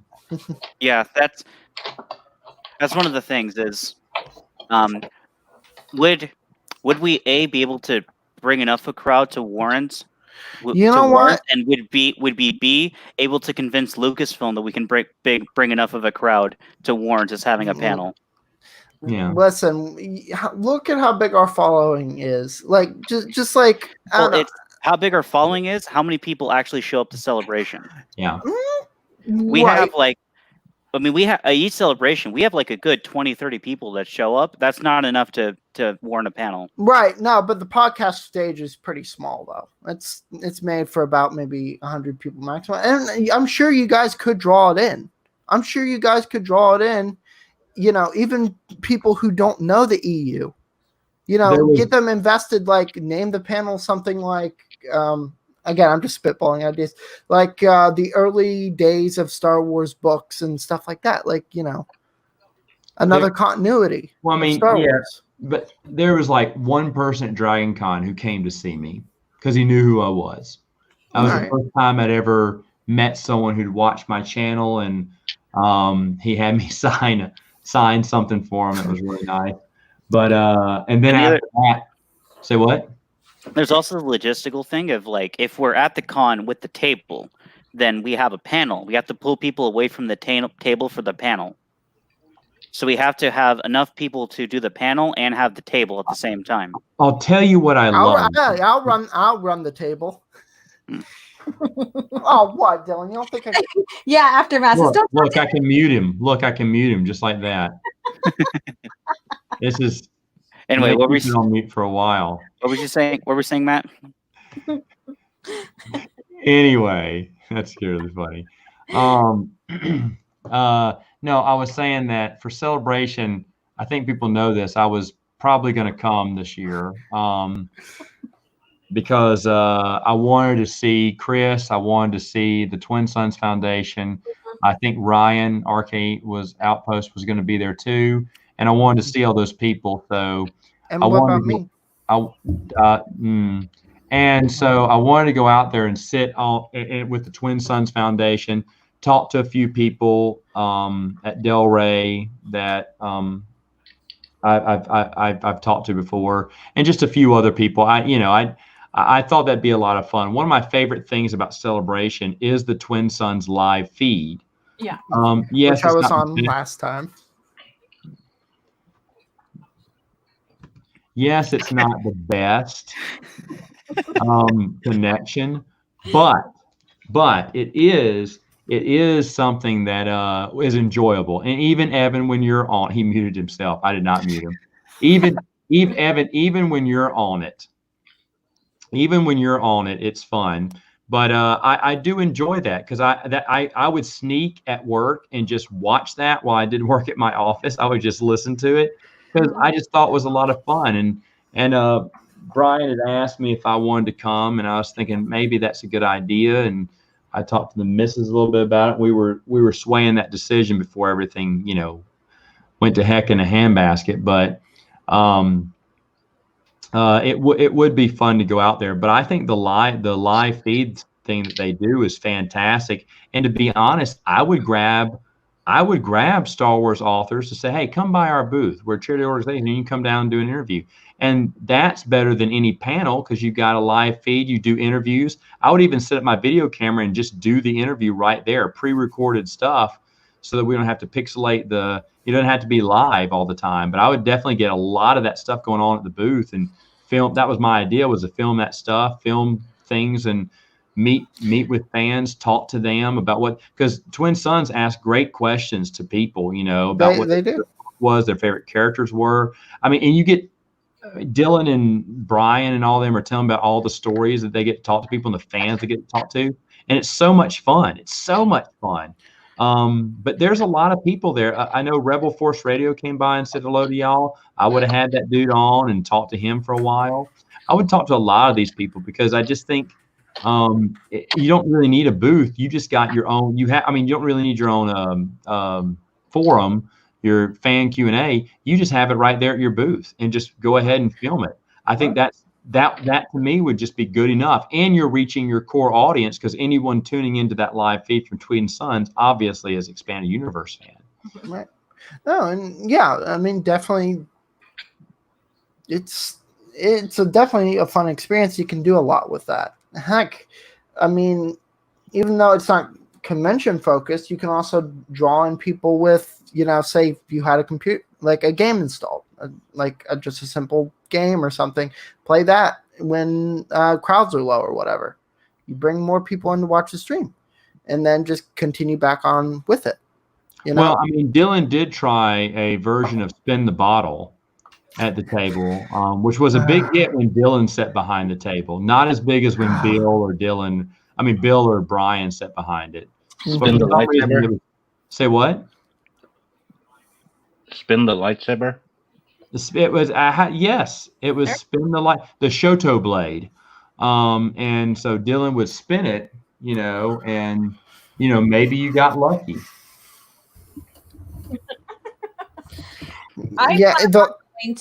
Going to the celebrations too, because I'm only 3 hours away from LA where I live at, and I was hoping, before all this happened, I was hoping to get in and then really get behind with Twin Sons and support them, and possibly meet like Ryan and everybody else, and just build up the EU community even more, even for my channel and everybody else's and stuff too. So, and it would be awesome to meet you too. To meet some of these people like. Chris is my best friend I've never met. Yeah. And I've come close to Ryan over the past 2 years or so as well. And I've just really gotten to know these guys and really like these guys and respect these guys. Mm-hmm. And that was what was pulling me. Now, of course, I've met and hung out with Dylan. Dylan's even been in my home before. And we didn't even have to call the cops, which was the amazing thing. Now see, if I step one pinky toe into Matt's house, I'm gonna have like a bullet wound right through my chest. No. I'll use a taser gun on you. Okay, at least some mercy there. But the thing is, though, it's always. I've even been over at Dylan's before. I picked Dylan up and we went and got ice cream. because I just wanted to hang out with Dylan for a little while. You guys wanted to get pizza, then I'm like, okay, here's the pizza place. Then you picked me up, and you're like, yeah, we don't want pizza anymore. We want ice cream. It's like, okay, I don't know any ice cream places. I know pizza. What about pizza and ice cream? But me and the missus stopped by to see Dylan. I've seen Jeremy from Stupid Chainsaw Productions. He's some fun. When he's awake. But you know, and of course I've hung out with Brian several times, and I absolutely love Brian. Amelia, I got to meet for the first time in person last year. She is a little bottle rocket. If you ever get to meet her from Twin Sons, she's really nice. I think Bill now is the only. Well, Bill's not one of the board members, but I'd like to meet Bill and ask him why he won't buy me another Yub Nub. I need another one. And but there's a lot of people I'd like to meet and like to see, and just because you have a big love of the EU. That's why I love your channel too, because I love you talking about the lore, doing the deep dive. That's so it's so exciting to me, because whether you love or hate books, and I know we had Quality commenting earlier tonight about his love for Dawn of the Jedi. Oh my gosh. I came in before you really I came in towards the tail end of that for Dawn of the Jedi. So. Oh, he's a Dawn of the Jedi fan. I said, okay, well, you're coming on a more civilized age then. We'll have to duke this one out. Oh, nice. The thing is, there's no win or lose there. I'm just interested that there is a fan out there. I've met people who love Crystal Star. I mean, they're not kidding either. Yeah. And I'd love to talk to those people too. And it's okay to have a different opinion than me. And I'm totally for that. I totally want to hear that. Like the whole iJedi debate, everyone loved it. Everyone loved it. I did too. I don't care. Everyone thinks that for some reason, Seth and Brian, they think they won, but I don't see that, because those guys just did a terrible job. No, but the thing is, I told them, I said, guys, it's really not that important a debate for me.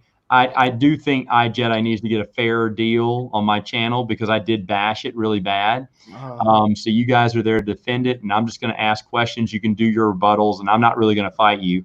But we had a lot of fun doing it, and everyone wanted to hear it. So, but that's what the EU is about now. That's what we can all share our likes and dislikes about it. And I like hearing other people's reviews of things. That's why, again, I have to.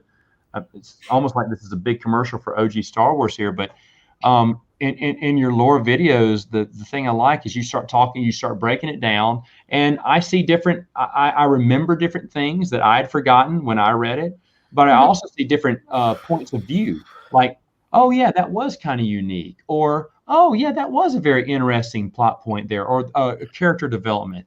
And this is for a lot of people whose channels I watch who do EU reviews. That someone told me about, hey, have you seen Spencer from the live? Yeah, I know. I'm friends with Spencer. I've met him too. And Spencer and I are good friends. And I like watching his reviews too, because I like to hear what he thinks about things, especially if he disagrees. I'm like, oh, okay. Because I remember I did one of the first ones I did that someone, I dissed a book, and I remember someone put in the comments why they liked it. And I thought that was a good point, but I still disagree with them. Red Harvest. Someone said they liked Red Harvest, Dylan. Probably Informal Geek. And Dylan, you know who it is too. It's James. If you remember James back in the day. Oh, yeah. So James said, Matt, respectively, I have to disagree with you, because he said, I love Red Harvest. I was like, ooh. He goes, it's the only book that talks about Sith alchemy. I was like, I mean, that's fair. Yeah, it does. Doesn't make it a good book, though, James. But I wish he would have commented more on it, because I would have liked to heard what else he liked about it. But that's my biggest fear, is that I don't want people agreeing with me without reading the book. I know earlier someone said they're unsure about whether they should read Knight Errant because they don't hear good things. Dude, go ahead and read it. If you agree with us, that's great. If you disagree, I'm more interested. If you think Kara Holt is an interesting character, you've got to be out of your blooming mind. She is so terrible. However, Dylan, we're sounding like a broken record, I know, but I do enjoy the story that John Jackson Miller sets up. I enjoy the villains that are in that. Everything else besides Kara Holt is so interesting. It's sad we have to see it through Kara Holt. I don't know. I read Kenobi for book club. I didn't think it was that good, and I've met John Jackson Miller at Celebration. I didn't think it was that good, in my opinion. But maybe it's kind of mixing that. I don't think you're that good either. What? Sorry, I muted him, Stig. Go ahead. Tell him what's up. Yeah, I'm gonna have some private words with Evan after the stream. And, Okay. You're back on, but the thing is, wait. I'll tell you why, and I've already reviewed Kenobi. I think Kenobi was friggin' brilliant. It blew me away because I thought, how can you write an exciting story about Obi-Wan sitting and watching Luke from a distance? Mm-hmm. I mean, I'm not that creative with an imagination like that. And to have a Star Wars Western is just so unique and so interesting. It doesn't contradict anything. It even explains why he looks way older. That's one of the big complaints from episode 3 to 4 is like, why did he age so bad? Well, he heard it's a very good psychological book. Yes. Mm-hmm. With well-grounded characters. Which is very rare when it comes to Star Wars, to have a lot of psychology in the stories, because mostly you have a action. Well, maybe I'll give it a reread, but first time reading it, I just didn't like it too much. It didn't hold my attention very well. That's the issue with that book. I'm not saying that Star Wars in a Western setting is bad. I'm just saying that it just didn't hold my attention very well. And it just kind of bored me. It just was not that good for me. And if Knight Errant's like that, I mean, it'll be a struggle.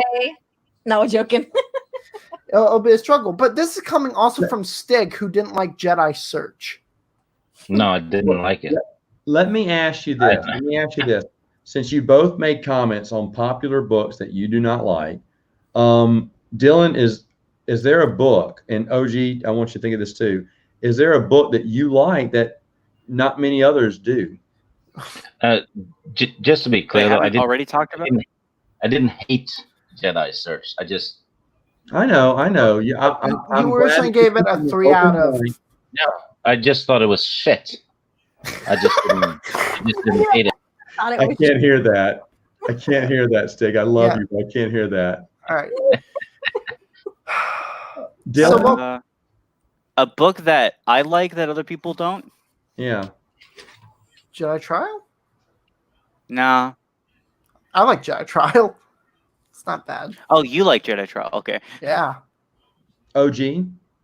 The Black Fleet Crisis. Wow. I find that a lot of people don't like, but I thought that they were. I just enjoyed them. I just think they're overlooked. I would hug you right now if I could. I haven't had a chance to review them. Of course, you know this, Matt, that there's so much lore, so much to delve into. It's like I am like barely even covering just the tip of the lore right now with starting this with my channel. So, and I'm not going in order like you did. I'm going like, okay, let's go ahead and review this section here. Let's go back to the Old Republic to give some of the Couture Old Republic fans something so that, they can have something to watch on my channel. Then I bounce back over here, but I try to let everybody know this is where this happens in the timeline so that you have an idea of, where this is coming from and what characters to expect. Or is this before the Skywalkers, or is this after the Skywalkers? Well, there's nothing really after because it ends with the Skywalkers right now. But, yeah, so I do that. That's how I approach my channel right now. So I'm not really going in like a chronological order. I am, like I said, kind of getting a little bit of everything for everybody and letting them know exactly where they fall in the timeline. So yeah. Go ahead, Stig. There's only one Star Wars book that I've hated. It took me almost a year to read it too. It was Shadows of Mindor. Yeah, that's a bit. We have Son of Luke who says that a book I like that not many people do Shadows of Mindor. He really liked it. I'm glad he liked it. I just didn't. We have a Knight Errant fan. Oh no, I like Knight Errant more. I know, unpopular opinion. Yeah, that's wild. All right.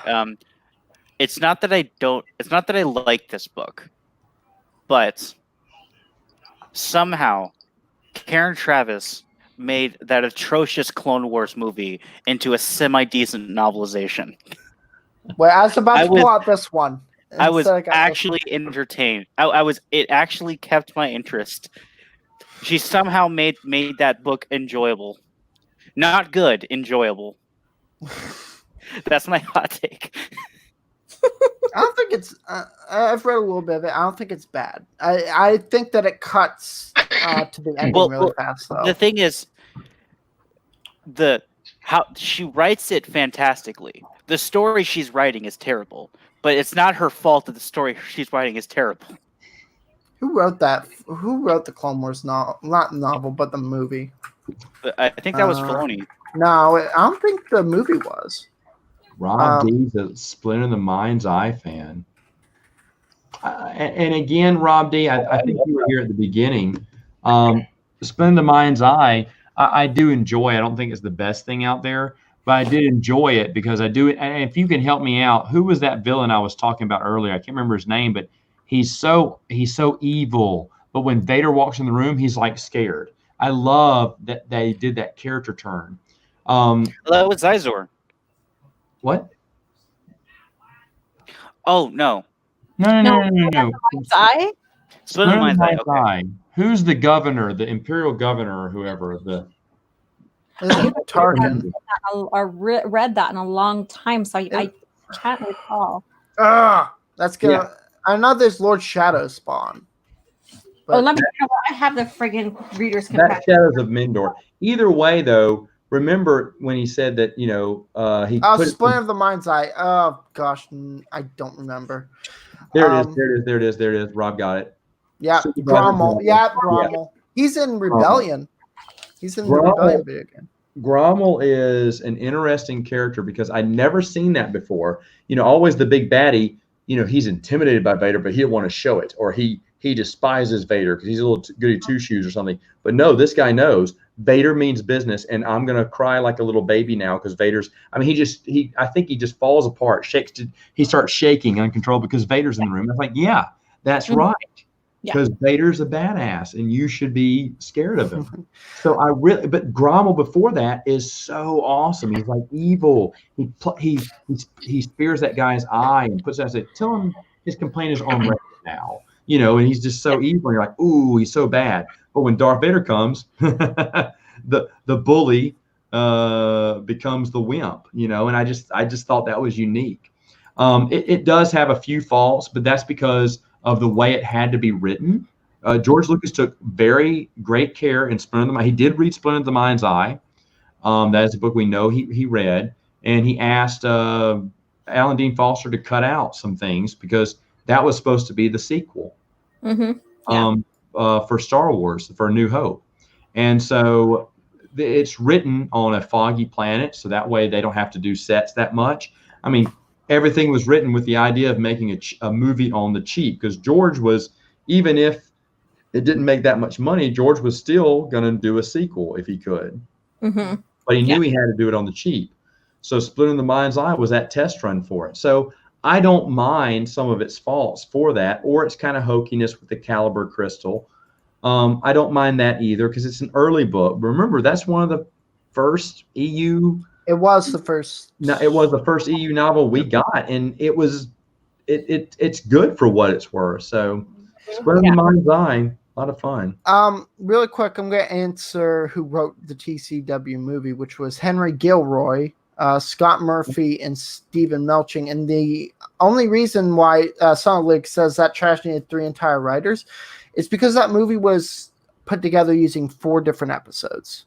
And George liked the series so much and how it looked, he just what? Yeah, you're right. But it and how it looked was garbage, and how it played out was garbage. Right.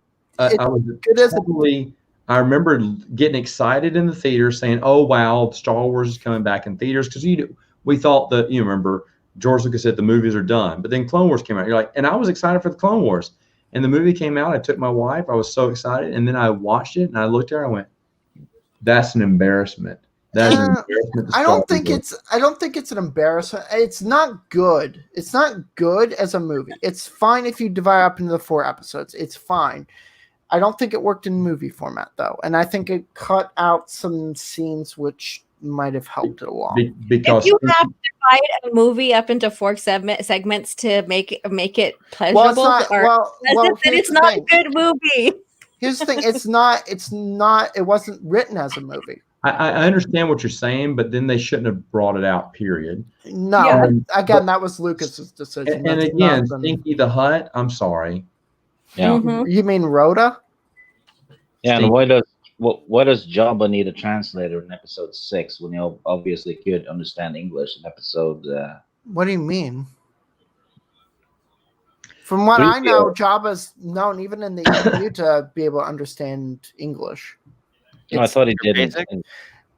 And no, C-3PO translates for him. Essentially, like from what I remember, is that C-3PO translate directly for him. He doesn't. The C-3PO does not translate back to him what the person. No, is saying. I messed that up. I meant was his cousin? Zero. The only he reason speaks English. the only reason I think they had that was I think most Hutts do not like to speak basic because they think themselves too superior Yeah. to speak, a more common galactic tongue from a species they find to be inferior. That's the only reason. Zero, on the other hand, probably does like Zero- provide that tradition. Hero speaks English to Jabba too. I'll say this. I actually ran an idea through Troy Denning because I thought this is where they were going with the series. I was super excited and I wanted to know. As you know, I think it's Christy Golden. Was it Christy Golden, Dylan? That did Dark Disciple, yes. No. Christy Golden did one of the books in Fate of the Jedi where it's a strange story. It Yeah, kind of it's goes up on Mortis. its own with the Hutts breaking their agreement with the slaves and not protecting this fountain, and the fountain gets destroyed. So the slaves think, okay, we don't have to be slaves anymore for you because the agreement we made was you protect our sacred fountain.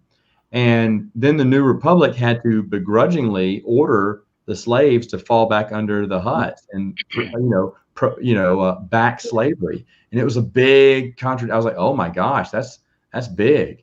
And so now you have this new conundrum coming up. I said, that's going to be the next story arc because they're going to say, you know what? We need to break up the slavery that the Hutts have. That's wrong. And the Hutts are like these intergalactic gangsters. They own a lot of senators, so they can stir up trouble in the Senate. They paid off a lot of people. They know assassins. And if they band together, they have a huge armada. Yeah. So I thought they were going to turn the Hutts into the next, as the New Republic tries to clean up the galaxy, they say, you know what? The Hutts really need to be put under control. There's too much corruption. There's too much dirty dealing with the Hutts. We need to kind of, arrest these people, bag them up.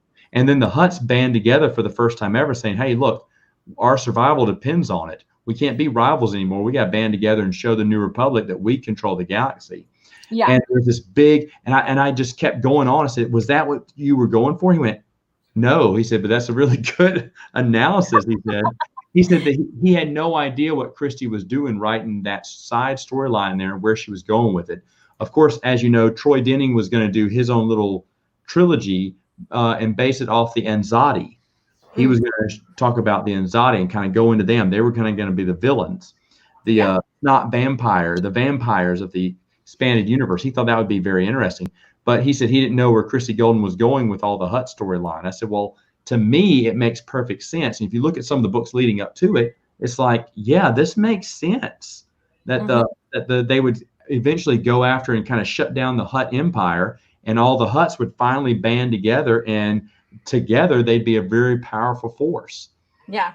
But then you have the slaves who are still upset, who may do an uprising. I said, this has got the makings of a great story. But it, woulda, shoulda, coulda. You talking about a 9-book story? Are you talking about a 2-book story? Or are you talking about a trilogy worth of stories? Well, for the Hutt, I think the Hutt War could last a good 9-book series. I mean, we're talking like 3 years old. I think it can. Yeah, that book that you were that book you were talking about is Allies, and yes, I agree, because when I first read that, I was like, I wanted more.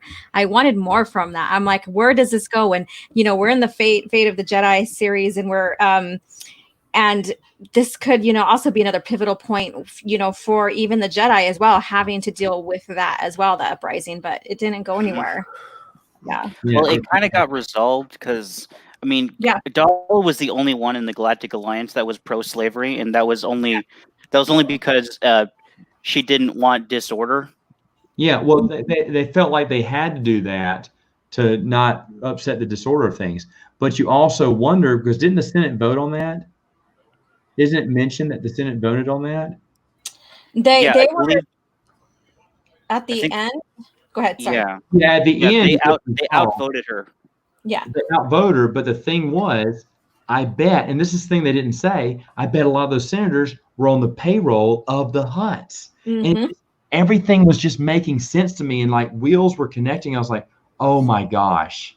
Because I was thinking, that's what the next big series is going to be. And I was thinking, and as I kept thinking about it, I was like, this is brilliant, because we've heard about how the Hutts have assassins, they have fleets of their own, but if they band together, they have something that can go up against the New Republic.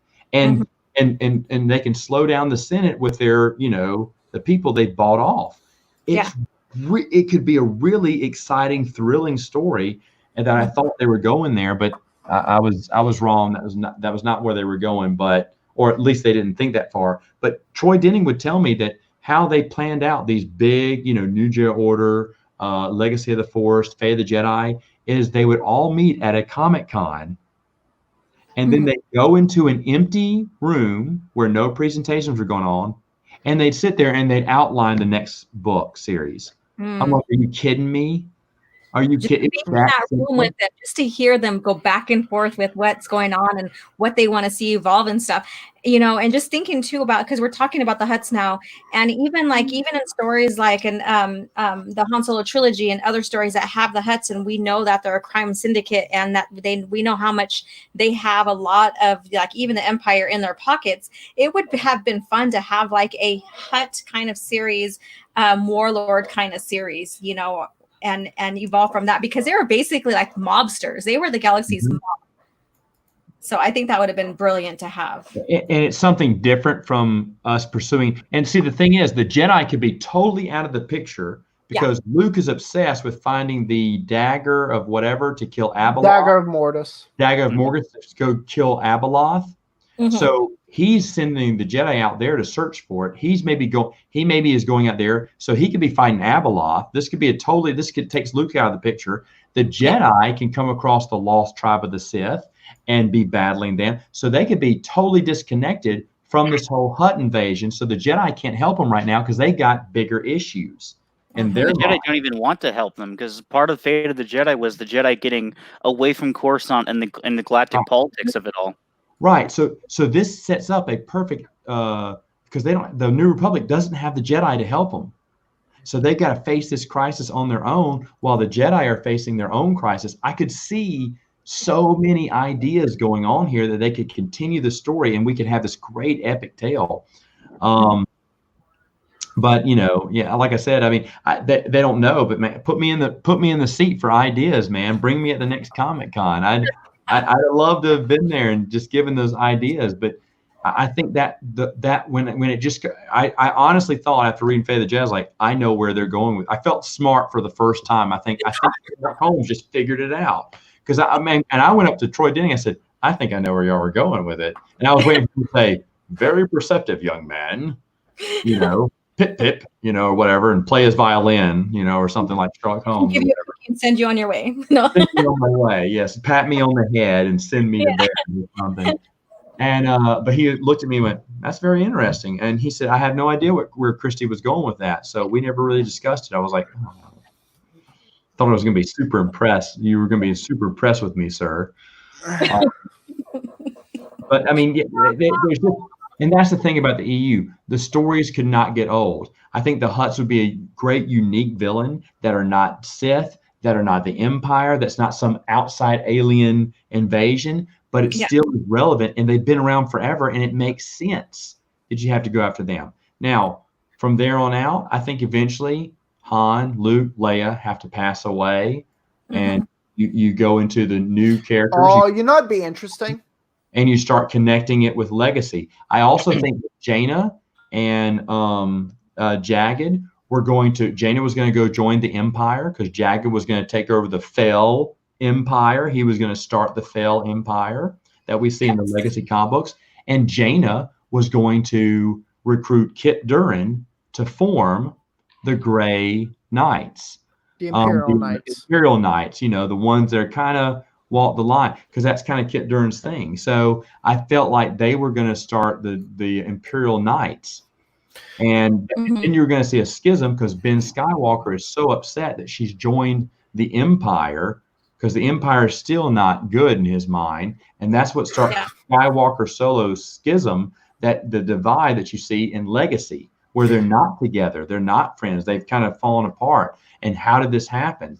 Well, we would get to hear that story. I thought everything was making sense, you know, that they were trying. And I'm sure if the books were still going on today, we would have gotten closer to the connections of Legacy. Jedi probably would have explained that. We would be already far past that by now, because they'd be done with the next 9-book series by now. Yeah, we're on to the second 9-book series. Oh, they would have been for. Oh, yeah.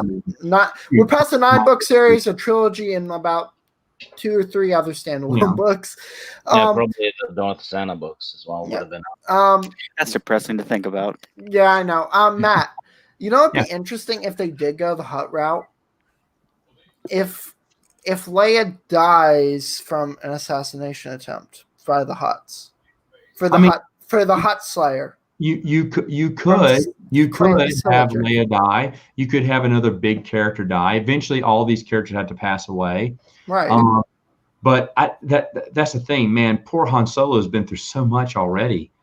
To lose his wife like that. I mean, maybe so, but you know, it would be something epic. My brother always told me that he imagined that Han Solo should die in the Millennium Falcon. That's my the Hutts blow up the Falcon with Leia and Han on board. Yeah. There you go. See it no more. Like in the Legacy comics, you don't see that anymore. We do see R2. Do we see C-3PO? No. Do we? No, I don't think 3PO. Well, there's that makes sense for Leia, Han, and C-3PO, because he's always with Leia, because she was in leadership and politics and stuff, and he was an interpreter and stuff like that. So that would have been epic to learn this, like somehow they were battling or something in the Falcon, and Alana's not with them, of course, and they go down like heroically. I don't know. That's just like a what if thing, whatever. But yeah. Yeah, I think it would have been good. So Han dying in a blaze of glory. Maybe we should do this more. Maybe we should do this more often. Just gather around and just start talking about like ideas for what we'd like to see and where we could take these ideas. Yeah. I think that'd be an interesting. So join us next time if we expound upon Sword of the Jedi. Here's a cool idea. Abeloth turns Jaina Solo, and Jaina kills Han, Leia, and 3PO. And Abeloth's That's a lot already. Yeah, that's a lot. That's after Jason is turned to the dark side. I don't think you should do it with Jaina. No, just Jaina still needs to have Rowan Fell's parents. Well, you can still have that. Let me. Oh, go ahead. So Matt, are we gonna do this on a more civilized age though, or are we not gonna do a TCW thing with a mic? Okay, so anyway, folks, we've gone over the 4-hour mark. I just want to, I didn't know I was going to stay this long. I'd like to thank everyone for coming on. It's been fun. This has been fun for me. Yeah. I'm going to hate it tomorrow when I have to get up early and train a class, but you know what? It's worth it. Class? It's worth it. Yeah, I got to train a class. Anyway, folks, you can check out Dylan at the Twin Sons Foundation. They are doing a...